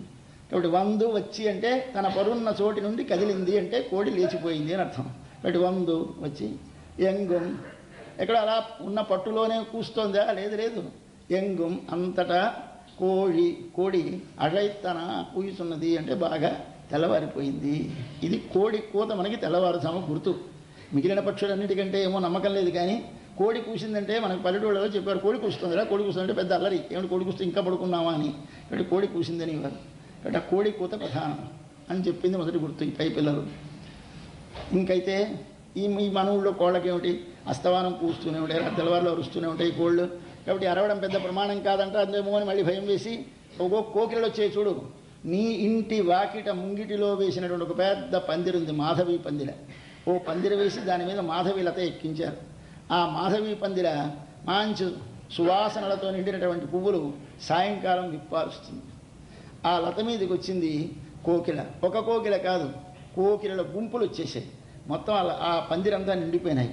మాధవి పందల్ మేల్, మాధవి పందిరి మీద, పందల్ అంటే పందిర, మాధవి అంటే మాధవి, ఒత్తకండి మాధవి, మాధవి అంటే మాధవి లత, పందల్ అంటే పందిరి, మాధవి పందల్ మేల్ అంటే పైని వచ్చేమని చూసిన కుయ్యిలు ఇనంగల్, కుయ్యిలు అంటే కోకిలలు, ఇనం అంటే గుంపులు, గుంపులు గుంపులుగా కోకిలలు చూడమ్మా నీ పందిరి నిండా కూయిన, అవన్నీ ఏమిటి చూసినాయి, కుయ్యిలు ఇనంగల్ కూయినగాన్, కూయి సున్నది కదా అమ్మ. తెల్లవారకపోతే కోకిళ్ళు ఎంత వచ్చేస్తాయా? అదిగో తెల్లవారిందని కోకిలల అరుపు మరో గుర్తు చెప్పింది, కోడి కూత మొదలు చెప్పింది, కోకిళ్ళ అరుపు తరువాత చెప్పింది. వాటికి అర్థమైన తర్వాత మనం ఏం చేస్తాను, గుర్తులు జ్ఞాపకం పెట్టుకోండి. తెల్లవారుసాము అయిందని మనకి. ఎప్పుడు మన చెవిని కోటి కూత పెడితే తెల్లవారిపోతాం. కోకిలు అరిస్తే మరి తప్పదు, లేచిపోవలసిందే. ఇప్పుడు కుయిల నంగళ్ళు కూయినహాన్ ఏమిటి, ఏమి చెప్పినా లేవదేమిటని చిన్న కన్న ఉంది అక్కడ. దాని నుంచి ఇలా చూశారు మన పిల్లల లోపలికి. చూసేసరికి స్వామి ఆమె ఒక ఏకశయ్యాగతులై ఉన్నారు. ఒక ప్రక్క స్వామి ఉన్నాడు, ఒక ప్రక్క అమ్మ పడుకుంది. అమ్మ ఒక చేతితో స్వామి ఇలా మీద వేసి పట్టుకుంది, ఒక చేతితోటేమో బంతి పట్టుకుంది. ఓ చేతితో బంతి పట్టుకొని ఓ చేతితో స్వామిని కౌగిలించుకొని పడుకుందిట మంచం మీద. పందార్ విరలి, పందు అంటే బంతి, ఆర్ అంటే నిండిన, విర్రలు అంటే వ్రేలు, మనం వ్రేలు అంటాం, వాళ్ళు విర్రలు అంటారు. పందు ఆర్ విరలి, పందార్ విరలి, బంతి చేతి నిండా పట్టుకున్న వేళ్ళు కలిగినటువంటి తల్లి మనకు పిలిచారు. ఇందాక కేశములు చెప్పారు, ఇప్పుడు వ్రేళ్ళు చెప్పారు. పందారు విరలి లేవమా ఉన్మైత్తునన్ పేర్పాడ, ఉన్మైత్తునన్, మైత్తున్ అంటే మేనమామ కొడుకు, మేనత్త కొడుకు, మేనత్త కొడుకు అంటే బావమరిది, కాబట్టి బావ అన్నమాట మైత్తున్ అంటే. మేము బావ పేరు పెట్టి పాడుతూ ఉంటే పొంగిపోయి మా బావ పాట పాడుతున్నారు, మా బావ పాట పాడుతున్నారని నీకు వెర్రి ప్రేమ కదా బావ అంటే. ఆ బావని మేము పాడుతుంటే లేవద్దు, ఉన్మైత్తునన్ పేర్పాడా. ఏం చేయాలి, వెంటనే లేచు రా, వచ్చి ఏం చేయాలి, తలుపు తీయి. ఎలా తీయాలి తలుపు? అక్కడ పడుకొని ఓ పెద్ద కర్రో ఏదో ఎప్పి అలా అక్కడి నుంచి లేపకం, నువ్వు లేచి నడిచిరా. వచ్చి ఏం చేయాలి, చందామర కయ్యాల్, కై అంటే చెయ్యి, చందామర ఎర్ర తామర లాంటి చెయ్యి. అమ్మ చెయ్యి చాలా ఎరుపు, బంతి పట్టుకుని ఇంతసేపు ఇంకెంత ఎర్రబడిపోయిందో తల్లి చెయ్యి. ఆ బంతి పట్టుకున్న చేతితోటి ఒక్కసారి చందామర ఎర్ర తామరను పోయినటువంటి కయ్యాల్ ఆ చేతితోటి షీర్ ఆర్ వళయొలిప్ప, ఇలా చేతి నిండా గాజులు ఆవిడికి. ఈ గాజులు ఇలా తలుపు తీసింది గడియ గల్లు మనం అది సీర్ ఆర్, సీర్ అంటే అందమైన, ఆర్ నిండిన, చేతుల నిండా నిండినటువంటి బిగువైన గాజులు. ఒకసారి వలై అంటే ధ్వని, ఒలిప్ప ధ్వని చేయగా, వలై అంటే గాజులు, వలై ఒలిప్ప, సీర్ ఆర్ వలై ఒలిప్ప, అందముతో నిండినటువంటి గాజులు ఒకసారి గల్లు అన్నట్లుగా. సరే అలాగే తీస్తాం కానీ పడుక్కొని ఇలా అంటాను పనికి. వందు మంచం దిగు రా, వందు వచ్చి తీరా తెరు.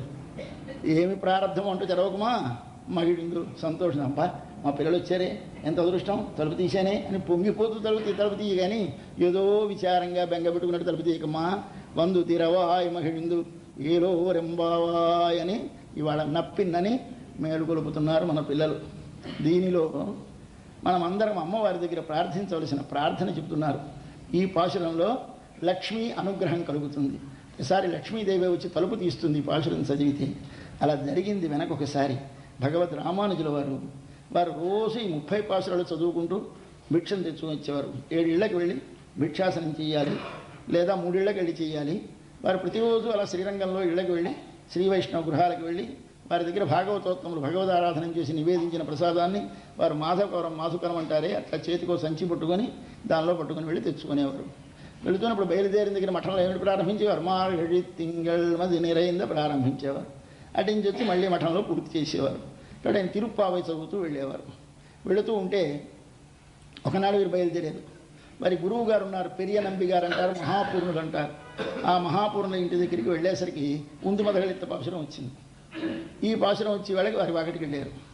వెళ్ళి ఈ పాశురం వందు తిరవాయన నిసరిగ్గల్ అని తలుపు తెరిచింది. ఎవరు? తమ గురువు గారి కూతురు. ఆవిడ పేరు అత్తుడాయ్. ఆవిడ పేరు అత్తుడాయమ్మ. అత్తుడాయమ్మ అంటే తుడాయ్ అంటే తులసి. తులసి అని పేరు పెట్టుకున్నారు కూతురు. మన పిల్లలకి ఇప్పుడు తులసి పేరు పెట్టడం లేదు, అలాగే ఆవిడ ఆయన పెట్టుకున్నారు అత్తుడాయ్ అన్నారు. ఆ అత్తుడాయ్ వచ్చి తలుపు తీసింది. ఈయన సమంగా వందు తిర అన్నారు. తలుపు తీసింది, అమ్మ కనిపించింది, మూర్ఛపడిపోయినారు. ఈయన ఎంత అనుగ్రహం మా అమ్మ! ఎవరావిడ అట్లా అనుకోలేదు, ఈయన తమ గురువుగారి కూతురు అనుకోలేదు. సాక్షాత్తు లక్ష్మీదేవి వచ్చి అనుగ్రహించి తలుపు తీసిందని అయిపోయి ఒకసారి ఒళ్ళు గొగ్గురు పొడిచిపోయి కళ్ళు నీరు నిండిపోయి అక్కడ వీధిలో పడిపోయినారు రామానుజులు. భయపడిపోయింది పాపం పిల్ల, చిన్నపిల్ల. లోపలికి పరిగెత్తింది. నాయన మన రామానుజులు వచ్చారు, తలుపు తీశాను, ఏమిటో పడిపోయినారండి ఒళ్ళు తెలియకుండా. అమ్మ అప్పటికి వారు ముందు మదగళిత్తని పాశురంలో అనుసంధానం చేస్తూ చివరికి వచ్చున్నారా అని అడిగారు. వారికి తెలుసున వీరి అనుభవం, అది గురువు గారికి. ఈ పాశురం గారు అనుసంధానం చేస్తున్నారా అంటే చదువుతూ ఉంటే చదవడం కాదు, లోపల కనిపిస్తూ ఉండాలి. చదువుతున్నాం పాశురాలు అంటే హొళకంటే హొళ ముందు వారెక్కడ మాధవ్ అంటారో మనం ముందు మాధవ్ అందామని చదవడం. కాబట్టి అనుభవిస్తూ చదవాలి. ఇక్కడ రామానుజులు ఎలా చదివేవారు, అలా అనుభవిస్తూ చదివారు. ఇక్కడ విసరికి వందు తీరా అనేసరికి తీరా తెరిచిపోయింది. నీ సాక్షాత్తు లక్ష్మీదేవిని అనుగ్రహించి వచ్చింది అనుకున్నారు, మూర్ఛపడిపోయినారమ్మా. కాబట్టి అదేం కారణం కాదు, అదేం వ్యాధి కాదు, బాధ కాదు, కేవలంగా అదిగో అనుభవంలో నిండి ఉంటారు వారు ఇప్పుడు అని ఆనాటి నుంచి వారికి పేరేం పెట్టేశారట, తిరుప్పావై జీయర్ అని ఆయన పేరు. తిరుప్పావై చదువుకునే జీయర్ అయిన ఉపనిషత్తులు వేదాలు వచ్చిన మహాపురుషుడు, బ్రహ్మసూత్రాలకు భాష్యం రాసిన మహాపురుషుడు, మహాపండితులు. ఆయన పేరు ఉపనిషత్తు రామానుజులు కారు, మరేమిటంటే ఆయన పేరు తిరుప్పావై జీయర్. కాబట్టి తిరుప్పావై అంటే ఎంత గొప్పదో భగవద్ రామానుజులు వారి అనుష్ఠానంలో మనకి చూపించారు. అంత దివ్యమైనటువంటిది తిరుప్పావై చదివితే ఇహలౌకికమైశ్వర్యం, ఆ పరలోకమైనటువంటి పరమపదము, ఈ లోకంలో నీకు ఏ విధమైనటువంటి మానసికమైన అశాంతి లేకుండా నిశ్చింతగా జీవితం గడపాలి అంటే తిరుప్పావై చదువుకోండి. ఇంతకంటే ఉత్తమమైన సాధనం లేదని మన పెద్దలు చెప్పారు, ఆచరించారు. అటువంటి పాశురం ఈ పాశురం. మొట్టమొదట అమ్మని లేపడానికి వెళ్ళారు. ఆమెను మొట్టమొదట లేపుతున్నారు. ఏమని చెప్తున్నారు, అమ్మ నందుడి కోడలా అని పిలుస్తున్నారు. నందుడి కోడలు ఎందుకు అంటే ఏది మనం అనుసంధించినా గురువు గారి పేరు సంబంధం పెట్టాలి. దానికి పెట్టకపోతే అది మనకి పొందడానికి అర్హత లేదు. ఇప్పుడు సీతమ్మ తల్లిని ఒకసారి ఆంజనేయ స్వామి లంకకి వెళ్ళి నువ్వెవరమ్మా అని అడిగాడు. మన అడిగితే ఏమిటి చెప్తాం, మిసెస్ స్వయంసో ఎవడో భర్త పేరు చెప్పి ముందు మిసెస్ పెడతాం. అలా చెప్పాలా? అలా చెప్పలేదండి ఆవిడ. నేను స్నుషా దశరథస్యాహం శత్రుసైన్య ప్రతాపిన, శత్రువులకి సైన్యాలని ప్రతాపిన తప్పింపజేసేటువంటి ఓడించేటటువంటి దశరథుని యొక్క స్నుషా కోడలిని, ఇది మొదటి గుర్తు చెప్పిందండి. కాబట్టి ఎప్పుడైనా స్త్రీ మీరు ఎవరమ్మా అంటే ఫలాని వారి కోడల్ని అనాలి, కానీ ఫలాని వారి అమ్మాయిని ఫలాని వారి భార్యని ముందు చెప్పకూడదు. ముందు ఫలాని వారి కోడల్ని అని, తర్వాత ఫలాని వారి అమ్మాయిని అని, తర్వాత ఫలాని వారి భార్యని అని చెప్తుంది తల్లి. ఎవరు? సీతమ్మ. అందులో ముందు స్నుషా దశరథస్యాహం అన్నది. దశరథుడి కోడలు అనలేదు. ఆ దశరథుడు ఎలాంటి వాడు చెప్పింది, శత్రు సైన్య ప్రతాపిన, శత్రు సైన్యాన్ని తప్పింపజేసే దశరథుడి కోడలమ్మా, కోడలయ్యా అన్నదావిడ. ఇప్పుడు మన పిల్లలు ఏమిటంటే ముందు మద కలిత్తన్ ఓడాద తోళ్వెలియన్ నందగోపాలన్ మరుమగళే, అదే కదా శత్రు సైన్యాన్ని తప్పింపజేయడం అంటే. అది ఇక్కడ చెప్తున్నారు. ఏమిటి శత్రు సైన్యం? మంచి శత్రువులంతా వస్తే వాళ్ళ దగ్గరికి ఏమిటి ఎలా వెళ్ళేవాడు, ఏనుగులు ఉండేవి, ఏనుగులను ఓడించేంత బలం వెళ్ళేవాడు. యుద్ధం చేస్తే వెనక్కి తిరిగి వచ్చేవాడు కాదు. ఇంత బలం ఉందండి నందుడికి, గొల్లవాడు, పశువులు కాచుకుంటాడు, ఇంత బలం ఉందా? ఉందో లేదో మీకు నిదర్శనం స్పష్టంగా తెలుస్తూనే ఉంది. పక్కనే ఉన్నాడు యమునకు అవతల కంసుడు. కంసుడికి 8వ గర్భంలో పుట్టినవాడు మృత్యు అవుతాడని చెప్పాడు నా ఆకాశవాణి. 8వ గర్భంలో పుట్టి రేపల్లిలో పెరుగుతున్నాడని చెప్పాడు నారదుల వారు వచ్చి. ఇంక తెలిసిపోయింది కానీ ఠకామని వెళ్ళి ఒక్కసారి రేపల్లంతా చుట్టుముట్టించే సైన్యం చేత లోపలికి తను బయలుదేరి వెళ్ళి బలశాలి కదా, ఒక్కొక్క ప్రతి పలుసు చిన్నపిల్లని తీసి పీక పిసిగేస్తే పోయి కృష్ణుడు ఎగిరిపోడు, వెళ్ళడి. అక్కడికి వెళ్ళడానికి వీడి భయం. ఎప్పుడు యమున దాటి అవతలికి వెళ్ళాడండి వీడు, యువతలే ఉంటాడు. ఎంత నాటకం ఆడినా పక్క వాళ్ళని పెట్టి ఆడతాడు కానీ తను వెళ్ళాడు. ఎప్పుడు వెళ్ళలేదు. వాడిని ఇక్కడికి రప్పించాడు, మళ్ళీ చివరికి చంపడానికంటే వాడిని రప్పించాడు కానీ తను వెళ్ళలేదు. ఇది కంసుడి యొక్క స్వభావం. ఎవరి కంసుడు? ఎవరా నందగోపాలుడు? ఏమా నందవ్రజము అంటే? కంసుడు అంటే కామము, నందవ్రజం అంటే ఆచార్య కులము. మహాజ్ఞాని అయి అనుష్ఠానము కలిగి భగవద్ ఆనందముతో సంతతము భగవద్ అనుభవాన్ని పదిలపరుచుకొని 10 మందికి ఉపదేశించి రక్షించేటువంటి వాడు ఉన్నాడే ఆయన నందగోపాలుడు. ఆయన ఉండే స్థానం ఏమిటి? నందవ్రజము. నంద అంటే ఆనందమునే పొందేటటువంటి వారి యొక్క వ్రజం అంటే సమూహము.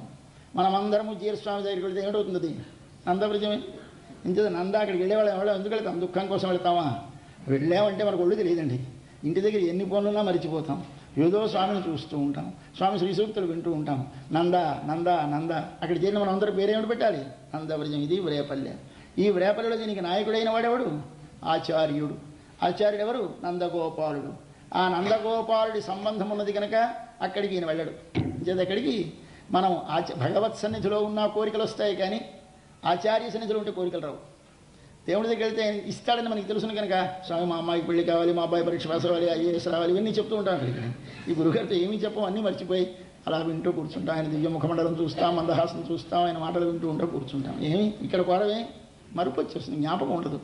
అంచేది ఈయనవడు, ఈయన నంద గోపన్, ఆయన యొక్క కోడలు. అది చెప్పాలిట. ఇది సీతమ్మ నేర్పింది.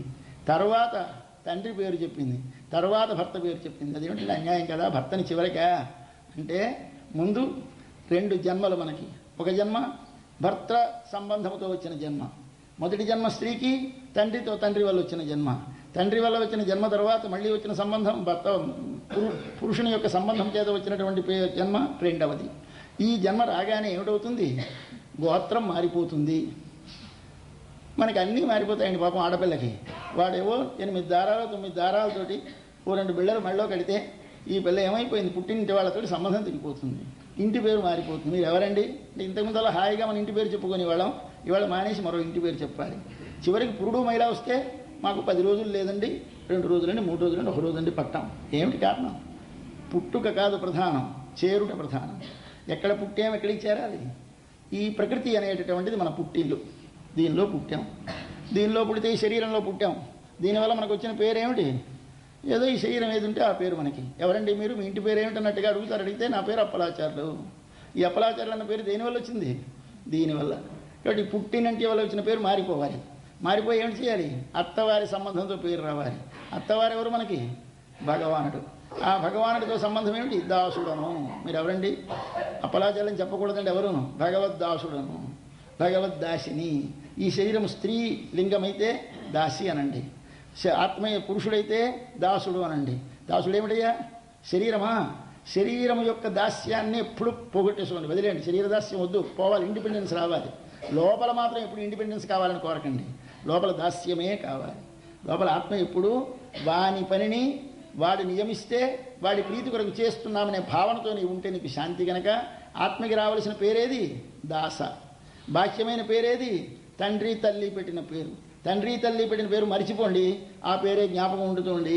కాబట్టి ఎవరు మీరని అడిగితే కోడలు చెప్పండి. ఎవరి కోడలండి? నందగోపాలుడి కోడలు. నందగోపాలుడు ఎవరు? మన మామగారు. ఎవరికి? మనకందరికీ మామగారు ఆయనే. మామగారు ఏమిటండి అంటే, ఎవరు నీకు మంత్రం ఉపదేశిస్తారో వారు నీకు మామగారు. ఆయన ఏమిటి చేశారు? నీకు భర్తతో సంబంధాన్ని కలిపారు. ఈ భర్త ఎవడు? పరమపురుషుడు. పరమపురుషుడితో సంబంధం కలపడమే వివాహం. వివాహం అంటే ఏమి? వీడికి పురుష సంబంధము స్త్రీకి కలిగించుట, మన ఆత్మకు భగవత్ సంబంధమును కలిగించుట. కలిగించగానే ఏమైంది? ఇంతకుముందున్న ఈ శరీరానికి పెట్టిన పేర్లు మరిచిపోండి. బ్రాహ్మడు, క్షత్రియుడు, వైశ్యుడు, శూద్రుడు తీసేయి. మీరెవరండి? దాస, దాస, దాస. మనందరం ఒకటే కులం. ఏ కులం? దాస కులం. ఎవరి దాస? భగవద్దాస. కాబట్టి బయట నుండేటువంటి ధాన్యపు గింజకి లోపల అచ్చమైనటువంటి బియ్యం కావాలి అంటే ముందు పై పొర తీసేయాలి, లోపల పొర తీసేయాలి. ఆ లోపల స్వచ్ఛమైనటువంటి బియ్యపు గింజ ఎలాగుంటుందో అలాగే మనకి పై పొరలు తీసి పారండి. ఈ పై పొరలు ఏమిటివి? జన్మ సంబంధము చేత వచ్చినటువంటి పేరు. అది తీసేయండి. అవి తీసేసి ఏం చెప్పాలా? లోపలి సంబంధం చెప్పండి, భగవంతుని యొక్క దాస్యం. ఇది కలగగానే మనం మనం ఏమని చెప్పాలి? మన ఆచార్య సంబంధం చెప్తూ ఉండాలి. ఎప్పుడు వచ్చినా మన గురువు గారు వారి సంబంధం చెప్పాలి. ఎవరండి మీరు? జీరస్వామి సంబంధులమండి, లేదా మరొకరి సంబంధులమండి. ఎవరు మంత్రోపదేశం మీకు చేస్తే మీకు జ్ఞానం ఎవరి వల్ల కలిగితే వారి సంబంధం చెప్పాలి. అది మన సంప్రదాయం కనుక చెబుతోంది. అయితే ఆయన గొప్ప ఏమిటండి?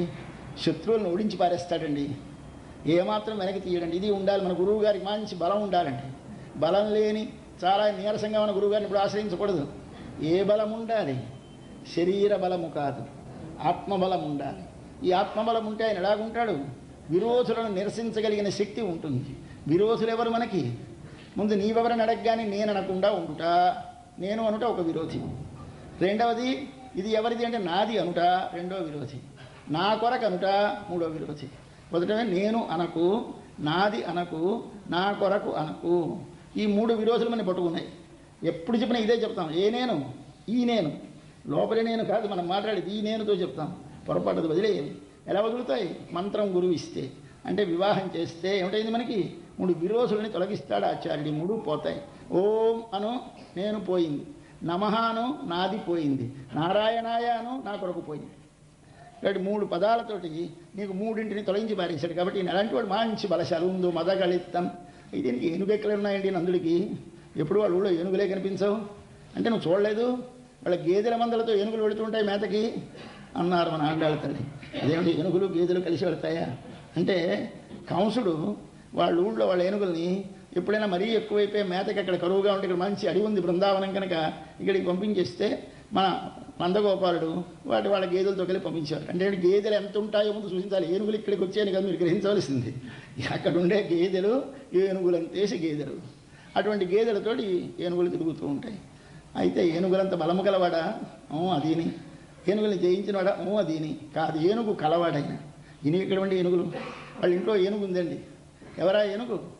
మన కృష్ణ భగవానుడే ఏనుగు. ఈయన ఒక ఏనుగు అండి, అందమైన ఏనుగు ఈయన. ఆయన్ని వారెప్పుడు వాళ్ళ తల్లి ఓ చిన్న బొద్దుగా ఉండేవాడు, అందంగా ఉండేవాడు, పిల్లలు లావుగా ఉండేవాడు. అసలు కృష్ణ విగ్రహం బొమ్మ చూడండి ఎలా ఉంటుంది, మనం ఇంత బొజ్జా ఇంత జబ్బలు, చిన్న పిల్లడండి అంత లావుగా కనిపిస్తాడు. అలా ఉంటే మన పిల్లలు అసహించుకుంటామో ఏమిటో కానీ కృష్ణుని చూస్తే మాత్రం దండం పెడతాం, ముద్దు పెడతాం. ఏమయ్యా అంత లావుగా ఉంటే బాగుంటారా పిల్లలు? బాగుంటారు కానీ ఏమిటో మరి ఆయన రూపం అది అంటే ఎలా ఉంటాడు? గున్నట్టు ఏనుగులా ఉండేవాట. కాబట్టి ఆయన గున్నట్టు ఏనుగు అనుకుని వాటి అందరూ అరుగో వెళ్ళిపోతుంది గున్నట్టు ఏనుగు అనేవారట కృష్ణుని చూసి. ఏమిటి ఏనుక్కి ఈయనకి పోలిక? ఆకారమా? కాదండి, స్వభావం. ఏమిటి స్వభావం ఏనుక్కి? ఏనుగు ఒక మావటీడని ఉంటాడు, దానికి నేర్పేవాడు. కూర్చో అంటే కూర్చుంటుంది, లే అంటే లేస్తుంది. ఇవన్నీ నేర్పేవాడు నేర్పుతాడు. వాడికి ఏమిటి ఆయుధం?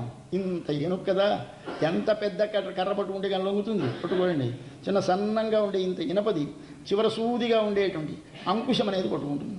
పట్టుకుని దాన్ని ఈ మధ్యన ఉంటుంది, ఆ కుంభస్థలం మీద మధ్యన పొడుస్తాడు. పొడిచేసరికల్లా టక్కన దొరికిపోతుంది, లొంగిపోతుంది ఇంత ఏనుగును. అలాగే మనం ఈ భగవంతుడిని వశపరుచుకునేటువంటి వాడు ఆచార్యుడు. ఆ ఆచార్యుడు ఏమి చేస్తాడు? ఆయన మావటీయుడు. మావటీయుడు అంటే భగవంతుడిని ఎలా నడవాలో, ఎలా తాను ప్రవర్తించాలో నేర్పేవాడు ఆయన. ఇదిగో వీరి దగ్గరికి వెళ్ళు, వీరికి ఆపతుంది, వీరికి అసలు కనిపెట్టు, ఇదిగో వీరి దగ్గరికి వెళ్ళు, వీరి ఆత్మోజ్జీవనం చేయించు అని వీరికి మన దగ్గరికి పంపిస్తూ ఉంటాడు. కాబట్టి మావటీయుడు ఎలాగైతే నడుపుతాడో అలా నడుపుతాడు.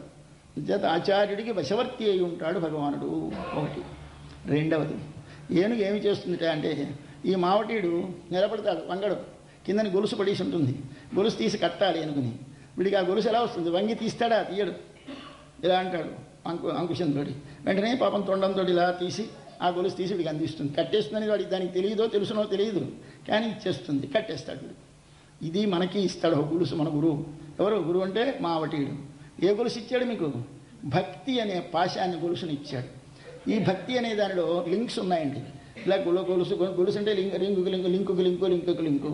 మనం కూడా ఏం చేస్తాం? ధ్యానం అంటే కృష్ణ కృష్ణ కృష్ణ కృష్ణ కృష్ణ కృష్ణ ఎడతేయకుండా, ఒకే నామాన్ని ఎడతేయకుండా చేసి ధ్యానములో మరొక వస్తువు మధ్యలో రాకుండా ఎడతెగక స్మృతి సాగితే దాని పేరు గొలుసు. ఏ గొలుసు ఇది? భక్తి అనే గొలుసు. ఈ భక్తి అనే గొలుసుతో స్వామిని కట్టొచ్చు. కట్టే సాధనం ఎవడిస్తాడు? వాడే ఇస్తాడు. కాబట్టి దదామి, ఆయన చెప్పాడు భగవద్గీతలో నేను ఇస్తానని. దదామి బుద్ధి యోగం తం ఏ నమాముపయాంతితే. నేనే నీకు ఆ బుద్ధిని ఇస్తానయ్యా. నువ్వు దేనితో నన్ను పొందుతావో, నన్ను కడతావో ఆ గొలుసు నేనే ఇస్తానన్నాడు ఆయన. అంతే కదా. ఏనుగు మీద ఎక్కాలి మావటీడు, అంతెత్తు ఎలా ఎక్కుతాడు? నిచ్చెన వేసుకుంటాడా, స్టూలు వేసుకుంటాడా అంటే అప్పుడు ఇలా అంటాడు అంకుశం. అసలు ఇలా కాలు వంచుతుంది, కాలు ఇలా వెనక్కి వంచితే దాని మీద కాలు పెడతాడు, ఒక్కసారి చెంగున మీదకి ఎగిరిపోతాడు. తననెక్కడానికి తానే కల్పించింది. ఏమిచ్చింది? తన కాలు ఇచ్చింది. మనకి భగవంతుని ఎక్కడానికి ఏమిటి ఇస్తాడు? కాలు ఇస్తాడు. ఇదిగో ఈ శ్రీపాదాలు చూపిస్తున్నాడు కాడు స్వామి, ఇదిగో పట్టుకుంటే నిన్ను పైకి లాగేస్తాను. కాబట్టి మనకి ఏమిటి కావాలి? ఆయన మీదకి ఎక్కాలి అంటే ఆయన శ్రీపాదమును శ్రీచరణమును ఆశ్రయించాలి. కాబట్టి శ్రీమన్నారాయణ చరణం శరణం ప్రపద్యే. ఎవడిస్తాడు నీకు? ఆయనే. కాబట్టి తనను అధిరోహించి తనను సంతతము తన యందు మనం ఉండటానికి అవకాశం ఇచ్చేటువంటిది ఆయన శ్రీపాదమే. కాబట్టి ఆయన ఎనుగు. అంతేకాదు మనం ఎక్కక్కర్లేదు, మరొకరిని ఎక్కించాలి. ఇప్పుడు చూడండి, మీరు ఎప్పుడైనా దేవాలయాలకు వెళ్తే ఓ పావలో ఎంతో ఇస్తే మన పిల్లల్ని దాని మీద ఎక్కించేసి ఉంటుంది, ఏనుగు వంగిపోతుంది కిందకి. ఎందుకంటే తొండం కాలు వంచితే ఎక్కగలిగిన వాళ్ళు కారు వీళ్ళు. మనిషే పడుకోవాలి, పడుకొని ఎక్కుంటుంది. అంటే ఏనుగంతా పడిపోతుంది ఇలా కిందకి మోకాళ్ళ మీద. పడిపోతే వీళ్ళు ఎక్కిపోతాడు. ఎక్కిపోయిన తర్వాత చెంగుని లేచిపోతుంది. లేచిపోతే ఏనుగు ఎక్కింది, ఏనుగు ఎక్కాడు సరదా తీరుతుంది, 5 రూపాయలు వాడికి వచ్చేస్తాం. మా పిల్లలు ఏనుగు ఎక్కారు. ఇకదండి మనం చూస్తున్నాం లోకంలో. ఈయన అంతే. ఆ గురువు గారు పాపం వీడు ఎక్కుతానని సరదా పడుతున్నాడు అంటే ఎలా ఎక్కుతాడు? పాపం వాడు పొట్టివాడు ఎక్కలేడే అంటే ఏం పోనీ వాడి కోసం నీకెందుకు బెంగా, నేను వంగుతానులే అంటాట స్వామి. అలా వంగుతాడు. ఎంత సౌలభ్యం అంటే స్వామిది. వాళ్ళకి సాధనం అక్కర్లేదండి, తాను వాళ్ళకి తగినట్టు అమరిక చెందుతాడు స్వామి. లేకపోతే దేవకి యశోదాదేవి కట్టిందా స్వామిని, యశోదాదేవి కట్టగలిగిందా స్వామిని?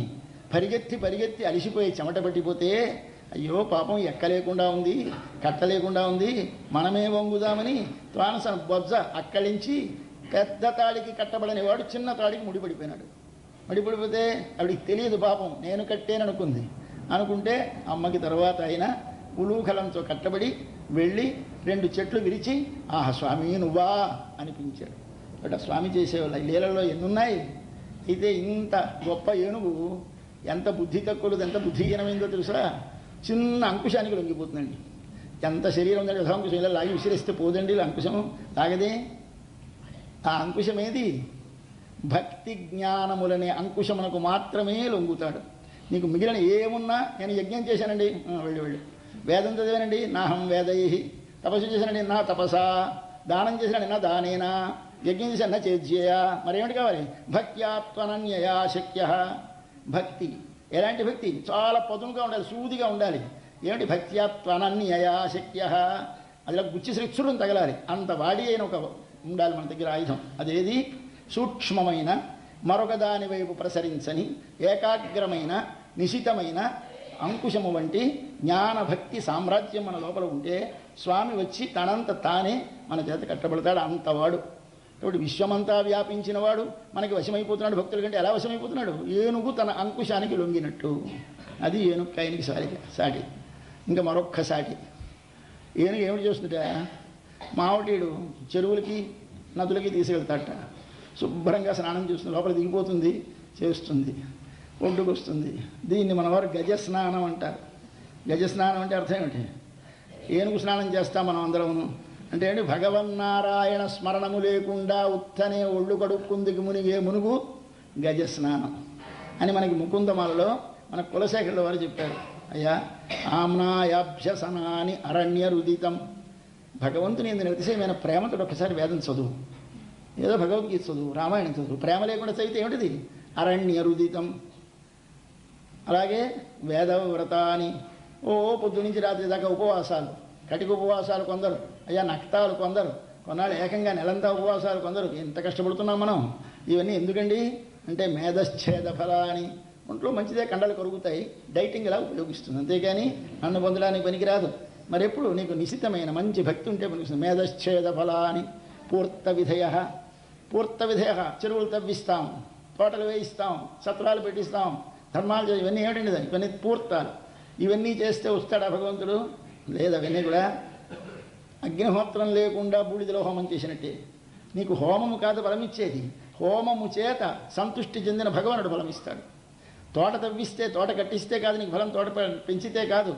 ఆ తోట నా స్వామికి అనే భావంతో తోట పెంచితే, స్వామికి ఆ పుష్పములు ఫలములు ఉపయోగిస్తానని పెంచితే, ఈ పెంచినటువంటి తోట వల్ల ఫలం నీకు. కాబట్టి భక్తి లేకుండా, నారాయణ నామ స్మరణము లేకుండా నీవు ఏది చేసినా అవన్నీ కూడా వేదవ్రతాన్యన్వహం మేధశ్చేద ఫలాని పూర్త విధయ సర్వే హుతం భస్మని తీర్థానామవగనాహినాని చ. అయ్యా నేను ఈ మధ్యన వెళ్ళానండి, ఎక్కడికి? అలకనందలో స్నానం చేశానండి, లేదు గంగలో స్నానం చేశానండి, ఏదో గంగోత్రులో చేశాను, మరొకతోడు చేశాను. తిన్నగా యువతలు రామేశ్వరం దాకా వెళతాడు, సేతు దాకా వెళ్ళొచ్చేసాడు. అన్ని నదుల్లో స్నానం అయిపోయింది. ఎలా ఉన్నాడు వీడు? ఏమైనా బూడిద వదిలిందా అని చూడండి ఒకసారి. ఉండదు. మళ్ళీ తెచ్చి చల్లేసుకుంటుంది. ఏనుగు కడుక్కుంది, స్నానం చేసింది, ఒడ్డుకు వచ్చింది, అక్కడ పెద్ద ఇంత ఇసక పోక కనిపించింది. ఆ వెర్రేనుగు ఏమి చేస్తుంది? అయ్యో నన్ను కడిగాడు, పరిశుద్ధంగా ఉన్నాను అనుకుంటుందా? తొండంతో చంగం లాగి మీదకి చల్లేసుకుంటుంది. అయ్యో తనే, అయ్యో మళ్ళీ తనే చల్లుకుంటుంది. ఏమిటి పాపం, పరిశుద్ధంగా ఇంత కడిగితే మావటీడు, అది తన స్వభావం. కాబట్టి మనం కూడా గజ స్నానం చేస్తున్నాం, రోజు చేస్తాం స్నానం. మళ్ళీ మనమే తీసి దొరుకునే ఎవరు పొయ్యరండి మన మీద ఇసగ, మనమే పోసుకుంటున్నాం. ఇసగంటే ఏమిటి? రజస్సు. రజస్సు అంటే ఏమి? రజోగుణం. రజోగుణం ఎక్కడి నుంచి వస్తుంది? నువ్వు చూచేవాట్లో, వినేవాట్లో, తినేవాట్లో, ముట్టుకునేవాట్లో, తలంచేవాట్లో నుంచి వస్తుంది. ఇవన్నీ ఎవరైనా నీకు పెట్టారా? అబ్బాయి తిను, లేకపోతే ఉండలేమండి. విను, ఎవరైనా అన్నారా? లేదే. నేను అది వినకపోతే టీవీ చూడకపోతే ఉండలేనండి, ఇది వినకపోతే ఉండలేనండి. ఎంత పిచ్చి మనకి. ఇవన్నీ ఏమిటి? గజస్నానం. ఏమిటి లేకపోతే? వినాయత్పదద్వంద్వాంభోరుహ సంస్మృతి. భగవత్ చరణారవింద సంస్మరణము లేనటువంటి ఇవన్నీ నిరుపయోగము. కాబట్టి అలాంటిది ఏనుగు. ఆ ఏనుగు ఎవరు?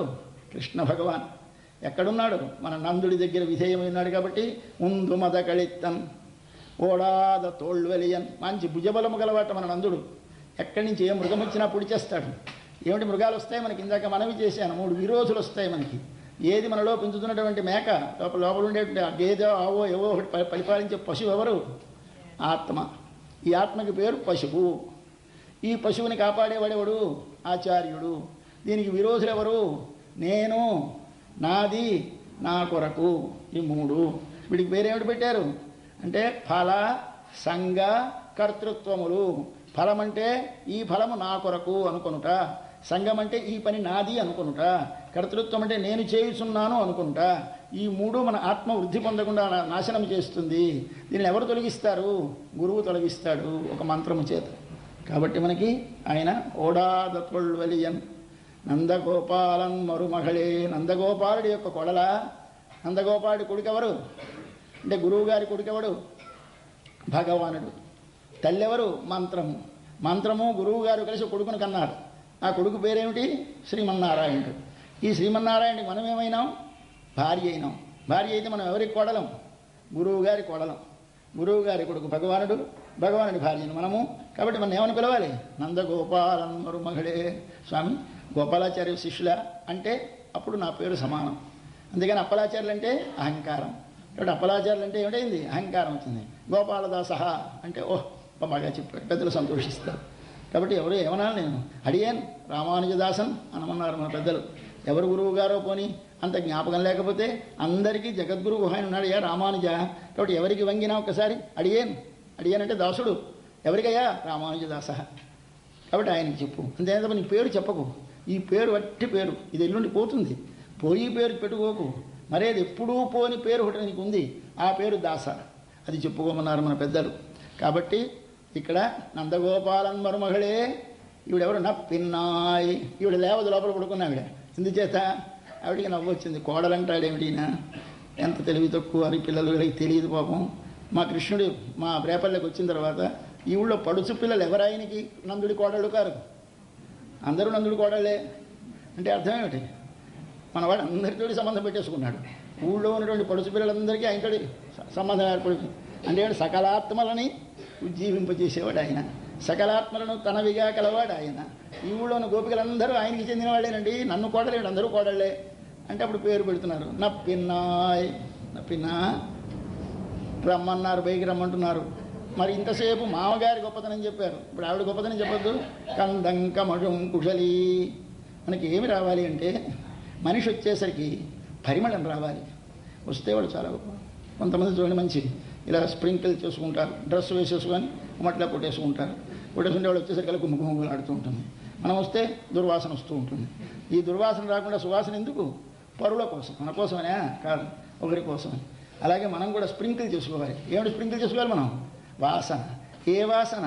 సువాసన. ఏది సువాసన? భగవద్విషయము వాసన సువాసన. విషయవాసన దుర్వాసన. మనతో ఏమొస్తాయి? మన వాసనలన్నీ ఇల్లు, పిల్లలు, పెళ్ళాం ఇవన్నీ ఇక్కడికి వచ్చినా వదలవండి.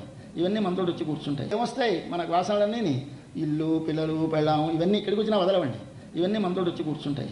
సరే మనంతా ఎలా వచ్చినట్టు? దుర్వాసనలతో వచ్చినట్టు.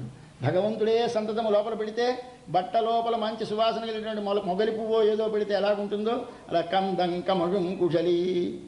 కేశముల ఎందున్నది. కేశములంటే ఏమి? నిరతిశయమైనటువంటి భక్తి, ప్రేమ, వ్యామోహం. అది మంచి సువాసనగా ఉండాలంటే భగవత్ సంబంధమును సూచించేదిగా ఉండాలి మన వాసనలన్నీ. అటువంటి దానా ఏం చేయాలైతే నేను వచ్చి కడైతే రవా ఏమక్కర్లేదు, మా తలుపు గడియతి. ఎక్కడున్నది? ఎక్కడ పడుకున్నారు వీరిద్దరును? ఇక్కడ, అక్కడ, అక్కడ, ఎక్కడెక్కడ ఆలయంలో, మరో అక్కడెక్కడ రేపల్లెలో, ఇక్కడెక్కడ మన హృదయములు. ఈ హృదయాంతరాళములో ఎవరున్నారండి? శ్రీమన్నారాయణుడు ఉన్నాడు. ఈ శ్రీమన్నారాయణుని లేపాలి. ఆయన లేపకండి, శ్రీని లేపండి. లేపితే ఆయన లేస్తాడు. ఇవి లేచిపోతే ఏం లేచిపోతున్నా ఏమి ఉంటాడు? ఆయన లేచిపోతాడు పాపం. కాబట్టి ఇద్దరు కలిసి పడుకుంటారు కనుక ఈ లోపల ఒకసారి ఆయన కందంకమజం కుశలి కడతిరవాయ్. అక్కడైతే గడియలు ఉంటాయి కానీ ఇక్కడేం గడియలు ఉన్నాయండి? ఇక్కడ గడి ఉంది. ఏ గడి ఉంది? ఇంతసేపు నేనంటే శరీరం అనుకుంటున్నాం కదా మనం. నేనంటే పేరు చెప్తున్నాను, నాకు జబ్బు చేసిందంటున్నాను, నేను నీరసపడ్డానంటున్నాను, నాకు నీరసం వచ్చిందంటున్నాను, నాకు హార్ట్ ట్రబుల్ వచ్చింది. నాకు రావండి ఇవిని. ఇవన్నీ దీనికే వస్తాయి కానీ మనకి తెలియదు. నేను నీరసపడ్డాను, నువ్వు నీరసపడ్డావా? నవ్వుతారు పెద్దల దగ్గరికి వెళ్ళంటేను. శరీరం నీరసపడుతుంది, శరీరం పెరుగుతుంది, శరీరానికి ఏదైనా రోగం వస్తుంది. నేనంటే ఆత్మకి ఏమీ రావు, అది అజరామరమైనది, దానికి మృత్యువు లేదు, జన్మ లేదు, వ్యాధి లేదు, ఏమీ లేవు. అటువంటి ఆత్మని మనం ఏం చేస్తున్నాం? దీనితోటి టాకా పెట్టి ఒకటి చేసి దీనివన్నీ దానికి చెబుతూ ఉంటే ఇవి మనకు ఉండేటువంటి దోషములు. కనుక తల్లి కందం కమలం కుడలి కడ తిరవా, ఈ గడియ తీసి, ఏ గడియ తీసేయాలి? దీనికి కలిపి ఒక ముడి వేస్తారట. దేనికి? మన శరీరానికి లోపలుండే ఆత్మకి కలిపి. ముడికి సంస్కృతంలో పేరు గ్రంథి. గ్రంథి అంటే ముడి. విడదీయరా అని ముడి చాలా కష్టం అది విప్పడం. మంచి నేర్పున్న కాడి విప్పలేడు. ఆ అవిద్యా గ్రంథి అంటారు దానిని. ఆ గ్రంథి విడాలి. అది విడడానికి ఏమిటి? 3 ముళ్ళు వేస్తారు చూశారు మనకి పెళ్లిలో.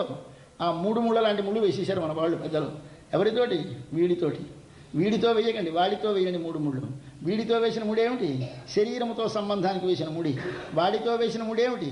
అనన్యార్హ శేషత్వ, అనన్య శరణత్వ, అనన్య భోగ్యత్వం అనే 3 ముళ్ళు వేయాలి లోపలి వాడితో. ఏమిటి అనన్యార్హ శేషత్వం అంటే? వానికే తప్ప వేరొకరికి నేను అనుభవింపదగిన దాన్ని, సేవ చేయదగిన దాన్ని కాను, మొదటిది. అనన్య భోగ్యత్వ, ఆయనే తప్ప వేరొకరి చేత అనుభవింపదగిన దానిని కాను. అనన్య శరణత్వ, ఆయనే తప్ప వేరొకటి నన్ను రక్షించేవాడు లేడు. ఈ 3 వస్తే 3 ముళ్ళు లోపలికి పడ్డాయి. ఇప్పుడు బయటి ముళ్ళు 3 పడ్డాయి. ఏమిటది? నేను, నాది, నా కొరకు. ఏని? నేను శరీరం. నాదేది? శరీరమునికి చెందినవి. నా కొరకేది? శరీరము కొరకు. ఈ 3 ముళ్ళు పైన వేసుకో ఉన్నాం. ఇవి తీయాలంటే ఏం తీయాలి? దేహమే నేను అనేటటువంటి గడియ తీయాలి. ఇటు దేహాత్మాభిమానము, దేహమే నేను అనేటువంటి భావన తగ్గించు తల్లి. నువ్వు ఏమి తగ్గాలి? అహంకారం తగ్గాలి. ఈ అహంకారం చాలా కష్టం అండి పోవడం. ఏడస్తవాను స్వామి చెప్తున్నా. ఇప్పుడు ఇదే మా ఉపన్యాసం కనుక అందరూ నవ్వుతూ ఉంటారు. నేను ఇక్కడ నేను నాది వద్దంటారు, అప్పలాచారు వస్తాను, నేను నాదే ఈ ఉపన్యాసం అంతా అంటూ ఉంటారు. మీకు అలాగే అనిపిస్తుంది. మరి ఇంకా 4 రోజులు వినేసరికి మరి అసహ్యం వస్తుంది. ఆఖరికి రోజు నేను నాదే మరి ఉండదు. ఏమిటిది అంటే ఈ భావన లోపల, ఆ లోపలిది ఉండాలి. భావనలో బాహ్యముగా అనాలి. అనకూడదంటే మరి ఎలాగంటే అనకుండా జరుగుతుంది. ఒక ఆయన నేను ఇలాగే కాకినాడలో తిరుపతి చెబుతూ ఉంటే ఆయన ఒక గిఫ్ట్ డీడ్ రాయవలసి వచ్చింది. ఏదో పెద్ద ట్రస్ట్ పెట్టి దాని తరఫున విద్యార్థులకి ఏదో పెడతానని ఆయన వచ్చాడు. దగ్గరికి ఏదో పెద్ద నేను తెలివైన వాడిని అనుకుని, అయ్యా తమరు నేను రాయొద్దన్నారు, మరి నా పేరు పైండా ఏదో వెంకటస్వామి, ఆ పైండా వెంకటస్వామి పేరు రాయొచ్చా రాయకూడదా? రాయకపోతే రిజిస్ట్రేషన్ చేయరయ్యా. కాబట్టి భగవద్దాసుడు అంటే రిజిస్ట్రేషన్ చేయరు.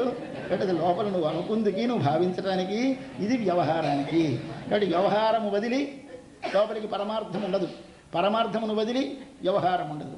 వ్యవహారము పరమార్థము 2 రైలు పట్టాల్లో 2 కలిసి నడవాలి. కానీ రెండింటినీ కలిపకూడదు. అక్కడ ఉంది చిక్కు. ఇవి 2 కలిసిపోతే రైలు నడవదండి, బోర్లా పడిపోతుంది. కాబట్టి రైలు పట్టాలు 2 విడివిడిగా దూరంగానే నడవాలి. ఒక పక్క వ్యవహారం, ఒక పక్క పరమార్థం. పరమార్థంలో లోపల, వ్యవహారంలో బయట 2 కలిపి నడుపుకోవాలయ్యా. కాబట్టి నాకు ఆ విషయాలు తెలియవు, అది ఎవరినో అడుగు. నాకు తెలిసింది అనకూడదంటే నా అర్థం ఇది అని వారికి విజ్ఞాపనం చేశాను.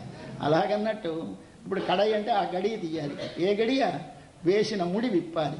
ఏమిటి ముడి? అహంకార గ్రంథి. అహంకారం అనగా శరీరమే నేను అనుకున్నట్టు అహంకారం. అహంకారం అనేటువంటి పీట ముడిపడి ఉన్నది, అది విప్పాలి. స్వామి తల్లి అమ్మవారిని సేవిస్తే కానీ అహంకారం పోదు. ఆంజనేయ స్వామి లాంటి వాడికి పోలేదు. మహాపండితుడు, మహాజ్ఞాని, మహాభక్తుడు, రామానుగ్రహపాత్రుడు. రాముని ప్రత్యంగుళము దర్శించాడు, ప్రత్యణువు దర్శించాడు. ఏమి భావన, ఏమి భావన! పాదముల గోడ దగ్గర నుంచి కేశముల దాకా అనుభవించాడు. అలాంటి వాడు సీతమ్మ దగ్గరికి వచ్చిన ఎవరు అని అడిగితే, అమ్మా నేనా దూతో రామస్య, రాముడు దూతనన్నాడు. మళ్ళీ అడిగితే సుగ్రీవ సచివస్య, నేను సుగ్రీవుడు మంత్రిని అంటాడు. చూశాడు. ఆవిడ మాటలు వింటే నేనేం చేస్తాను, రాముడు రావాలి, నేనేం చేస్తాను. ఈవిడ సర్వసమర్థురాలు. ఈవిడ నేనేం చేస్తాను, దాసురాలు చేసి పనుందా, వాడు చెయ్యాలి కానీ నేనా అంటోంది ఈవిడ. ఆయనకి బుర్ర తిరిగిపోయింది. రే ఇంత సమర్థురాలు ఈవిడే స్వామి చేయాలి నేనేం చేస్తానంటూ ఉంటే నేనేదో చేసేస్తానని పెద్ద కబుర్లు చెబుతూ దూతని సచివుణ్ణి అంటానేమిటి అనకూడదని బుద్ధి వచ్చి తిన్నగా తోటలోకి వెళ్ళి చెట్లెక్కి ఆ భవనం పాడు చేస్తూ నీవెవడివి అడిగితే నేనా దాసోహం కోసలేంద్రస్య రామస్య క్లిష్టకర్మణ అంటాడు. నేనా రాముడి దాసుడిని. ఇంతవరకు ఎక్కడా రాలేదు. మీకు చూడండి, సుందరకాండ మాట పారాయణ చేయండి. చేస్తే దూతని సచివుణ్ణి అన్నవాడు దాసుడని ఎప్పుడన్నాడు? అమ్మవారితో కలిసి అమ్మవారితో మాట్లాడిన తరువాత. కాబట్టి మనం కూడా అమ్మవారితో కలిస్తే కానీ అహంకారం తగ్గదు. అది తగ్గితే కానీ స్వామి దర్శనం అవ్వదు. కాబట్టి భగవంతుడి దర్శనం చేయాలంటే అహంకారం విడాలి. అహంకారం అంటే శరీరమై నేను, శరీరముతోనే నాకు సంబంధం అనే భావన మనకు తగ్గాలి. అది లోపల తగ్గాలి. బయటికి ఎలాగండి అనకండి, బయటిది బయట, లోపలిది లోపల, 2 కలిపి నడపడం నేర్చుకోవాలి. అది చేసినాడు స్వామి. అంతే తల్లి కడి తెరవాయ్. ఏమిటయా గుర్తు? వందెంగుం కోడి అగైతన, అదిగో కోళ్ళు వచ్చి కూస్తున్నాయి అంటున్నాడు. కోళ్ళేవి? ఇవి ఇంటి పక్షులండి. కోళ్ళు అడవి పక్షులు, ఇంటి పక్షులు అలా ఉంటూ ఉంటాయి. కానీ ఇంటి పక్షులు ఇంట్లోనే పెరుగుతుంది, ఇంట్లోనే ఉంటుంది, ఇంట్లో ఉండేటువంటి మేతే మేస్తుంది. కాబట్టి వీళ్ళు గృహస్థమైనటువంటి జ్ఞానులైన ఆచార్యులు. మరి మంచి జ్ఞానం ఉంటుంది, కానీ మంచి అనుష్ఠానం ఉంటుంది, కానీ వారు సన్యసించరు, ఇళ్లలోనే ఉంటారు. ఇళ్లలోనే ఉండి వారన్నీ భగవద్ విషయాలు మనకు ఉపదేశిస్తూ ఉంటారు. ఏమిటంటే ఆయన ఉపదేశం ఏమిటంటే తెల్లబట్టలు అయినాను, ఎవరైనా కాషాయాలు కట్టుకున్నవారు అయితే బాగున్నాను అనుకోకండి. కోడి లేవాలి, ఆ కోకిల రావాలి. కాబట్టి కోడి కూత వినాలి, కోకిల పాట వినాలి. కోకిల పాడేది పాట, కోడి కూసేది కూత. కూత అంటే నువ్వు లేచేదాకా ఊరుకోదా, కుయ్యి కుయ్యి కుయ్యి మంటూనే ఉంటుంది, అది ఎప్పుడు మన అలారం లాగా. అలాంటి వాడు కోడి. అంటే తాను ముందు మేల్కని తన ప్రక్కని లేవవలసిన వారికి సమయం ఆసన్నమైనదని లేపే ఆ పక్షి పేరు కోడి. ఇది ఏం చేస్తుంది? ఇంటిలో పెరుగుతుంది కనుక గృహస్థాశ్రమంలో ఉన్న మహాపురుషులు. రెండవది ఏమి చేస్తుంది? పెంట కుప్ప మీద ఉంటుంది కోడి. ఇప్పుడు ఏం చేస్తుంది పెంట కుప్ప మీద? అందులో మనం పొరపాటున ఉంగరం పడేసాం, అందులో బంగారం ముక్క పడేసాం, అందులో మణి పడేసాం, ముక్కుతో తీసి పక్కకి పారేస్తుంది. పడేసి ఏం కావాలి దానికి? తనకు ఆహారముగా ఉపయోగించే ధాన్యపు కిందని మాత్రం రాగుతుంది. అలాంటి వాడి జ్ఞాని సంసారంలో ఉంటాడు. సంసారంలో ఉండి అన్నిటినీ చూస్తూ ఉంటాడు, కానీ దీనికి అక్కర్లేదు. ఈ వజ్రం పక్కకి పెట్టేస్తుంది, ఈ ఉంగరం పక్కకి పెట్టేస్తుంది. తనకు అవసరమైనటువంటి భగవానుడు అనేటటువంటి ఒక ధాన్యపు గింజని, తన ఆత్మను పోషించే దాన్ని మాత్రం తాను ఆదరిస్తూ స్వీకరిస్తూ ఉంటుంది. అట్లాంటి వారు గృహస్థులైనటువంటి మహాపురుషులు. వారిని ఆచార్యులు అంటారు. ఆచార్యులందరూ సన్యాసులు కారు. ఆచార్యులు కొందరే సన్యాసులు, కొందరు మహా సంసారులుగా ఉన్నట్టు గృహస్థులుగానే ఉండి మనకి జ్ఞానోపదేశం చేశారు అందరూ. అటువంటి వారి మాటలు మన చెవిని పడితే మనకి తెల్లవారుతోంది అని అర్థం. ఇప్పుడు తెల్లవారడానికి గుర్తేమిటి? పెద్దలు చెప్పే మాటలు వినాలి. వినాలి అనిపించింది అనుకోండి, ఇంకా సరి తెల్లారిపోయిందే మన బతుకు. కాబట్టి అది మొట్టమొదటి కోడి. రెండోది కోకిల. కోకిల ఏమిటి చేస్తుంది? కోకిలకి సంస్కృతంలో పేరు పరభృతం అని పేరు. పరభృతం అంటే ఒకరి చేత పెంచబడుతుంది. ఇది కోకిలకి తన గుడ్డుని పిల్లనిగా పొదుపుకునే శక్తి లేదుట. తీసుకెళ్ళి కాకి గూట్లో తన గుడ్లు పెట్టేస్తుంది. మా తెలివైన పెట్టది తీసుకెళ్ళి గూడ్లో పెట్టేస్తుంది. పెట్టేస్తే దానికి ఇంకా అరుపు రాకముందు రంగు ఒక్కలాగే ఉంటాయి. కాకి కోకిల ఒకటే రంగు. కాబట్టి ఇది పాపం తన పిల్లే అనుకుంటుంది. అవి కాకి దీన్ని పెంచేస్తుంది, పొడిగేసింది, అడవడం ప్రారంభించేసరికి తన స్వరం కాదే తన్నేస్తుంది బయటికి. వెంటనే కోకిల వచ్చి తన గూటికి తీసుకెళ్ళిపోయి పెంచుకుంటుంది. కాబట్టి అలాంటి వాటి వీళ్ళు అంటే ఏమిటి? వీళ్ళు తమ బ్రతుకు తాము బ్రతకగలిగిన వారు కారు. పైపొరని తాము తొలగించుకోగలిగినవి కావు కోకిలలు. ఒకరి చేత తొలగింపబడాలి. ఎవరా ఒకరు? పరుడు. పరుడంటే ఎవడు? భగవానుడు. భగవాను చేత భృతం అంటే పోషింపబడినది, పెంచబడ్డది. ఈ మహాపురుషులైన భక్తులు ఉన్నారు చూడండి. ఎవరు? పాటలు పాడే భక్తులు. ఇందాకటి వారు ఉపదేశాలు చేసే ఆచార్యులు. ఉపదేశం చేస్తే ఆచార్యుడు అంటాం, పాటలు పాడితే భక్తులు అంటాం. మీరు గాయకులు గానం చేశారు. ఎవరు? మన ఆళ్వారు. వారు ఏమిటి? వారికి ఎవరు చెప్పారండి? నమ్మాళ్ళవారికి ఎక్కడా చదువుకోలేదు. పెరియాళ్ళవారు అంతకంటే చదువుకోలేదు. తిరుప్పాణి అసలు చదువుకోలేదు. తిరుమంగై అసలు చదువుకోలేదు. వీళ్ళందరూ చదువు లేని వాళ్ళండి. చదువు లేని వాళ్ళు కానీ అస్తమానం అలా దర్శనం చేస్తూ వారిని అలా అనుభవిస్తూ పాదములు మొదలుకు అలా శిరస్సు దాకా మందహాసం అన్నిటినీ వర్ణిస్తూ ఒకసారి ఆలయంలోకి వెళితే స్వామి దర్శనం, తమ హృదయంలో స్వామి దర్శనం, విశ్వములో స్వామి దర్శనం 3 చోట్ల చేయాలి, ఒక చోట చేయకండి. ఆలయంలో చేసినవాడు పూర్తి కాదు, విశ్వములో చేసినవాడు పూర్తి కాదు, తనలో చేసినవాడు పూర్తి కాదు. తనలో చివరికి మొదటిది ఆలయములో, తరువాత విశ్వములో, తరువాత తనలో 3 చోట్ల చేయాలి. మీరు ఎక్కడ చేశారు? అంతలో చేశారు. అరే అదిగో నా స్వామి నిలబడ్డాడు, అదిగో కొండను చూశారు మన నమ్మాళ్ళు వారు. కొండలా కదలకుండా నిలబడి ఉంటుంది, కదలదు కదా. పాపం నా మీద ప్రేమ చేత కొయ్యబారిపోయినాడు నా స్వామి అంటారు. అక్కడ కొండ స్వామి, ఆయనకి స్వామి కనిపిస్తున్నాడు, ఆయనకి స్వామి, కొండలో స్వామి. అటువంటి మహాపురుషులు వాళ్ళు ఉన్నారే, వాళ్ళు కోకిలలు. కోకిలలు అనగా తమకు ఆవరించినటువంటి అవిద్య అజ్ఞానం అనేటువంటి పైన పెట్టినటువంటి పొరని, ఎలాగైతే గుడ్డుకి పైన ఉన్నటువంటి పొరని తొలగిస్తే లోపలున్న బిడ్డ బయటకు వస్తుందో, అలా లోపల ఉండేటువంటి ఆత్మస్వరూపాన్ని పెంపొందించి బాహ్యమైనటువంటి శరీర ఆవరణాన్ని, అజ్ఞాన ఆవరణాన్ని తొలగించేవారు మరొకరు. ఎవరా మరొకరు? పరుడు. పరుడనగా భగవానుడు. భగవానుని చేత తన అవిద్యను తొలగించుకున్న వారెవరో వారు పరభృతములు, కోకిలలు. ఇవి ఏమిటి చేస్తాయి? పంచమస్వరం ఆంచి మధురంగా పాడతాయి. వీరి పాటలన్నీ మహామధురముగా ఉంటాయి. అయితే ఏమి తిని పాడతాయండి? మామిడి చిగురు తింటే కానీ కోకిలకి కంఠంలో మాధుర్యం రాదు. వీరికి మామిడి చిగురు తింటే కానీ రాదు. మామిడి పేరేమిటి? రసాలు, రసాలం అంటారు. మంచి తీయని రుచి కలిగినటువంటి పండు రసాలు. దానికి సంస్కృతంలో పేరు రసాలము. రసం అంటే ఎవరు? భగవానుడు. రసో వయసహ ఉపనిషత్తు. రసస్వరూపుడైనటువంటి భగవానుడు ఎక్కడున్నాడు? ఒక చెట్టు చివరు ఉన్నాడు. ఏదా చెట్టు? వేదం అనే వృక్షము. ఆ వేదం అనే వృక్షము చివరి కొమ్మను ఉన్నటువంటి చిగురు ఎవరు? అనస్వామి. ఆ చిగురు పండైతే ఆయనే పండు. కాబట్టి ఆ వేదమునకు చిట్ట చివరి కొమ్మలో ఉన్నటువంటి ఉపనిషత్తులు ఉన్నాయి.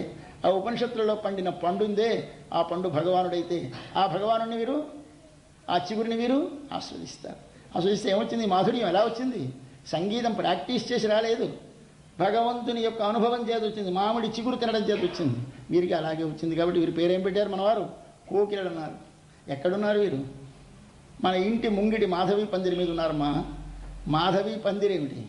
శ్రీమన్నారాయణుడు. మాధవి అంటే లత, పందిరంటే తీగ పాకే చోటు. అది లేకపోతే తీగ పాకదు. ఎప్పుడు తీగ ఉంటే పందిరు ఉండాలి, పందిరు ఉంటే తీగ దాని మీద ఉంటుంది. అలాగే మనకు కూడా నారాయణుడు ఉంటే శ్రీ ఉంటుంది. శ్రీ ఉన్నది అంటే ఎక్కడుంది? మనకి వెంకటాచలపతి అనేటువంటి పందిరి మీదకి శ్రీ అనేటువంటి తీగ ఎక్కింది. ఎక్కితే శ్రీనివాస మాధవి పందల్ అర్థం కావాలి మీకు. మాధవ పందల్ అనే శ్రీనివాసుడు కనిపించాలి. ఒక మాధవీలత పాకినటువంటి పందిరి కనిపించాలి. దాన్ని చూసి సేవించి మనకి ఆళ్వార్లు ఏమంటున్నారు? ఓ అందరూ పాటలే, అందరూ పాటలే. ఆనాడు ఆళ్వార్లు మొదలుకొని అన్నమాచార్యుల వారి వరకు, ఇంకా తరువాతి వరకు వీరందరూ ఆ మాధవి పందల్ మేలు కూర్చొని కుయిలినంగాళ్ళు. ఎందరో గాయకులు, ఎందరో భక్తులు మా కుయిన కూస్తున్నారమ్మా. అటువంటివి మన మనసులో ఎప్పుడు పడ్డాయో అప్పుడు మీకు తెల్లవారింది అని అర్థం. అందుచేత భగవానుని వైపు మనసు ప్రసరించడానికి అవసరమైనటువంటి ఆళ్వార్ల యొక్క, ఆచార్యుల యొక్క దివ్య మధుర ఉపదేశములు, దివ్య మధుర గానములు మా చెవిని పడుతున్నాయమ్మా, నీకు వినపడలేదా? లేవమ్మా అని చెప్పారు. సరే, బాగుంది. అయితే మీరెందుకు వచ్చారు అంటే, మైత్తునన్ పేరు పాడ, నేను చేసే పని మీ బావ పేరు పాడడం. ఎవరి బావ అంటే మనవాడే కృష్ణప్ప, ఈయన పేరు పాడాలి. అయితే నీ బావ ఎందుకు అనడం? కృష్ణుడి పేరు అనకూడదు. ఇప్పుడు అలా అనకండి. ఎప్పుడును మిథిలా నగరంలో జనక మహారాజు గారి అమ్మాయి సీతమ్మని విల్లు విరిచి రామచంద్రుడు పెళ్ళాడిన తర్వాత ఆ ఊళ్ళో ఎప్పుడు రాముడు వచ్చినా రాముడు వచ్చాడు అనేవారు కారట. జా మాత, మా జనకుడి గారు అల్లుడు వచ్చాడండి, మా సీతమ్మ మొగుడు వచ్చాడండి అని వాటి ఎవరు చూసినా ఇదే మాట. ఎవరు పాప ఆయన పేరు పెట్టి పిలిచిన వారు లేట.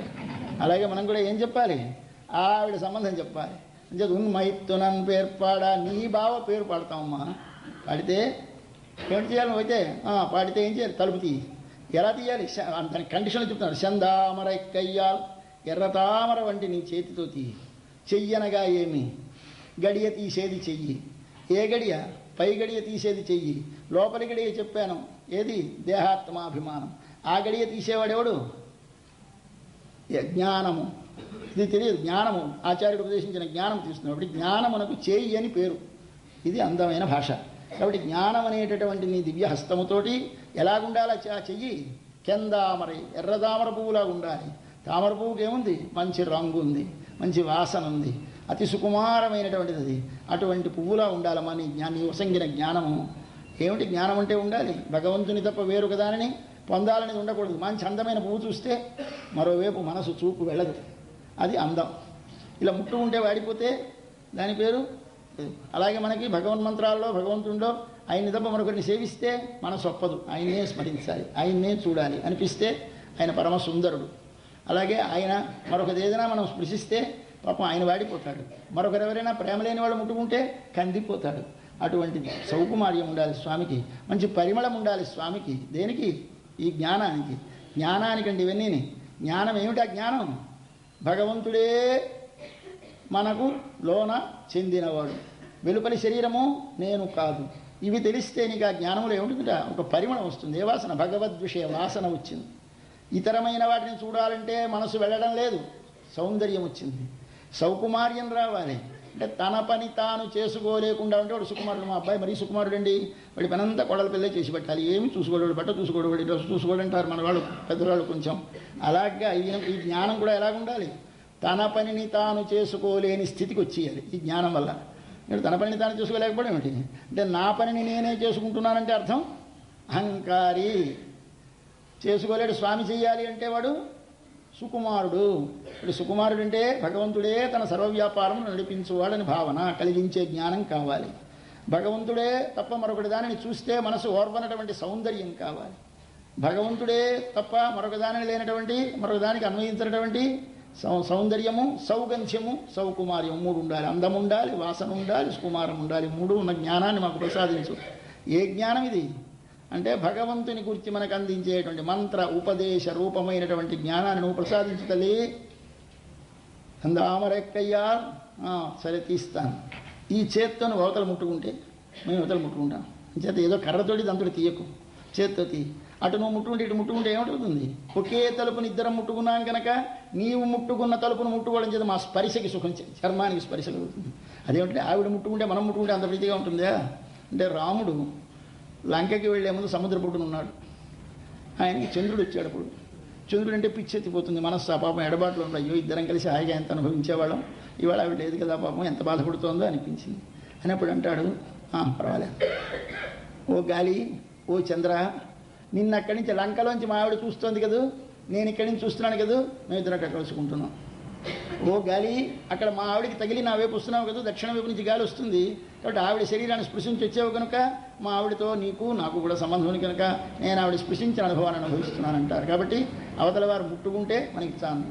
రోజున పుస్తకం అది పిల్లలు చూడండి, ఆ పిల్ల చేతితో కానీ ఆ పుస్తకం ఇచ్చేసిందో వాడికి ఎంత ఆనందం. ఏమి ఉండదు, ఆ పుస్తకం అది ముట్టుకుంటే అవతల పక్క వీడు ముట్టుకున్నట్ట.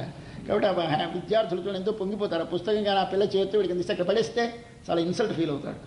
ఏమిటి దానివల్ల ఏమి నష్టం? వాడికి ఎలా అయితేనే పుస్తకం మీద కాదు, పుస్తకం అక్కర్లేదు, ఆవిడ స్పృశించిన వస్తువుని స్పృశించేటువంటి మహాభాగ్యం లభించాలి వాడికి. అలాగే మనకు కూడా ఏమిటి కావాలి?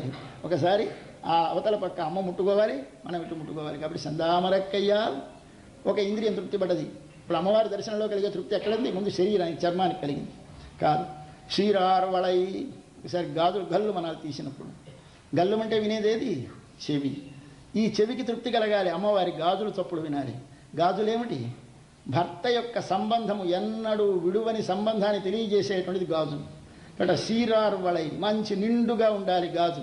నిండుగా ఎప్పుడు ఉండదు, విరహం ఉంటే చేతి నిండు చేయి సన్నపడి జారిపోతుంది గాజు. కాబట్టి క్షీరార్వళై, చేతి నిండుగా నిండి ఉన్న అందమైన గాజుల యొక్క సవ్వడి ధ్వని వినపడేలా తలుపు తీయమ్మా. ఇది ఒకసారి మనకేమని, ఇది గాజు చెవికి తృప్తి కలిగించింది. వందు, పడక మించి ఒక్కసారి కాలు కిందకు పెట్టు, అందముగా లేచి నిలబడు, మెల్లమెల్లగా నడిచిరా, ప్రారం దగ్గర దాకా రా, చేత్తొత్తి వందు. నడిచి వస్తోంది, చూద్దాం ఈ కన్నంలోంచి కనిపిస్తోంది అమ్మ. ఎలా నడిచొస్తోంది? కళ్ళకి అమ్మొస్తోంది. ఎంత తృప్తి అండి! నడకలో కంటికి తృప్తి. క్షీరార్ పళయొలిప్పవందు తిరవాయ్, తలుపు తెరవమ్మ. కాబట్టి మన సర్వేంద్రియములకు తృప్తి కలగాలి. ఇప్పుడు మేము ఒకసారి పాడ అనక చెప్పాం కదా, ఎందుకు వచ్చాము? ఈ దీనికేమిటి సార్థకం? పాడడం. ఈ విధంగా సర్వేంద్రియములకు తృప్తి కలిగిస్తుంది అమ్మవారి సేవ. అటువంటి అమ్మవారి సేవ మాకు కలగడానికి వందు తిరవాయ్ మహిళిందు, తలుపు తీసేటప్పుడు ఎంత నా అదృష్టం. ఎన్నాళ్ళ నుంచో వీళ్ళు వస్తారని ఎదురు చూస్తున్నాను. వాళ్ళ కేక అమ్మా అని పిలిచాడు అవతల నుంచి కొడుకు. వీడు ఎన్నాళ్ళ నుంచో రాలేదు మన ఇంటికి, వాడి కేకని బట్టి కనిపెట్టేసిన తల్లి తనవాడే అని. వచ్చావా నాయనా? వస్తున్నా. ఎంత సంతోషం! దేనికి సంతోషం?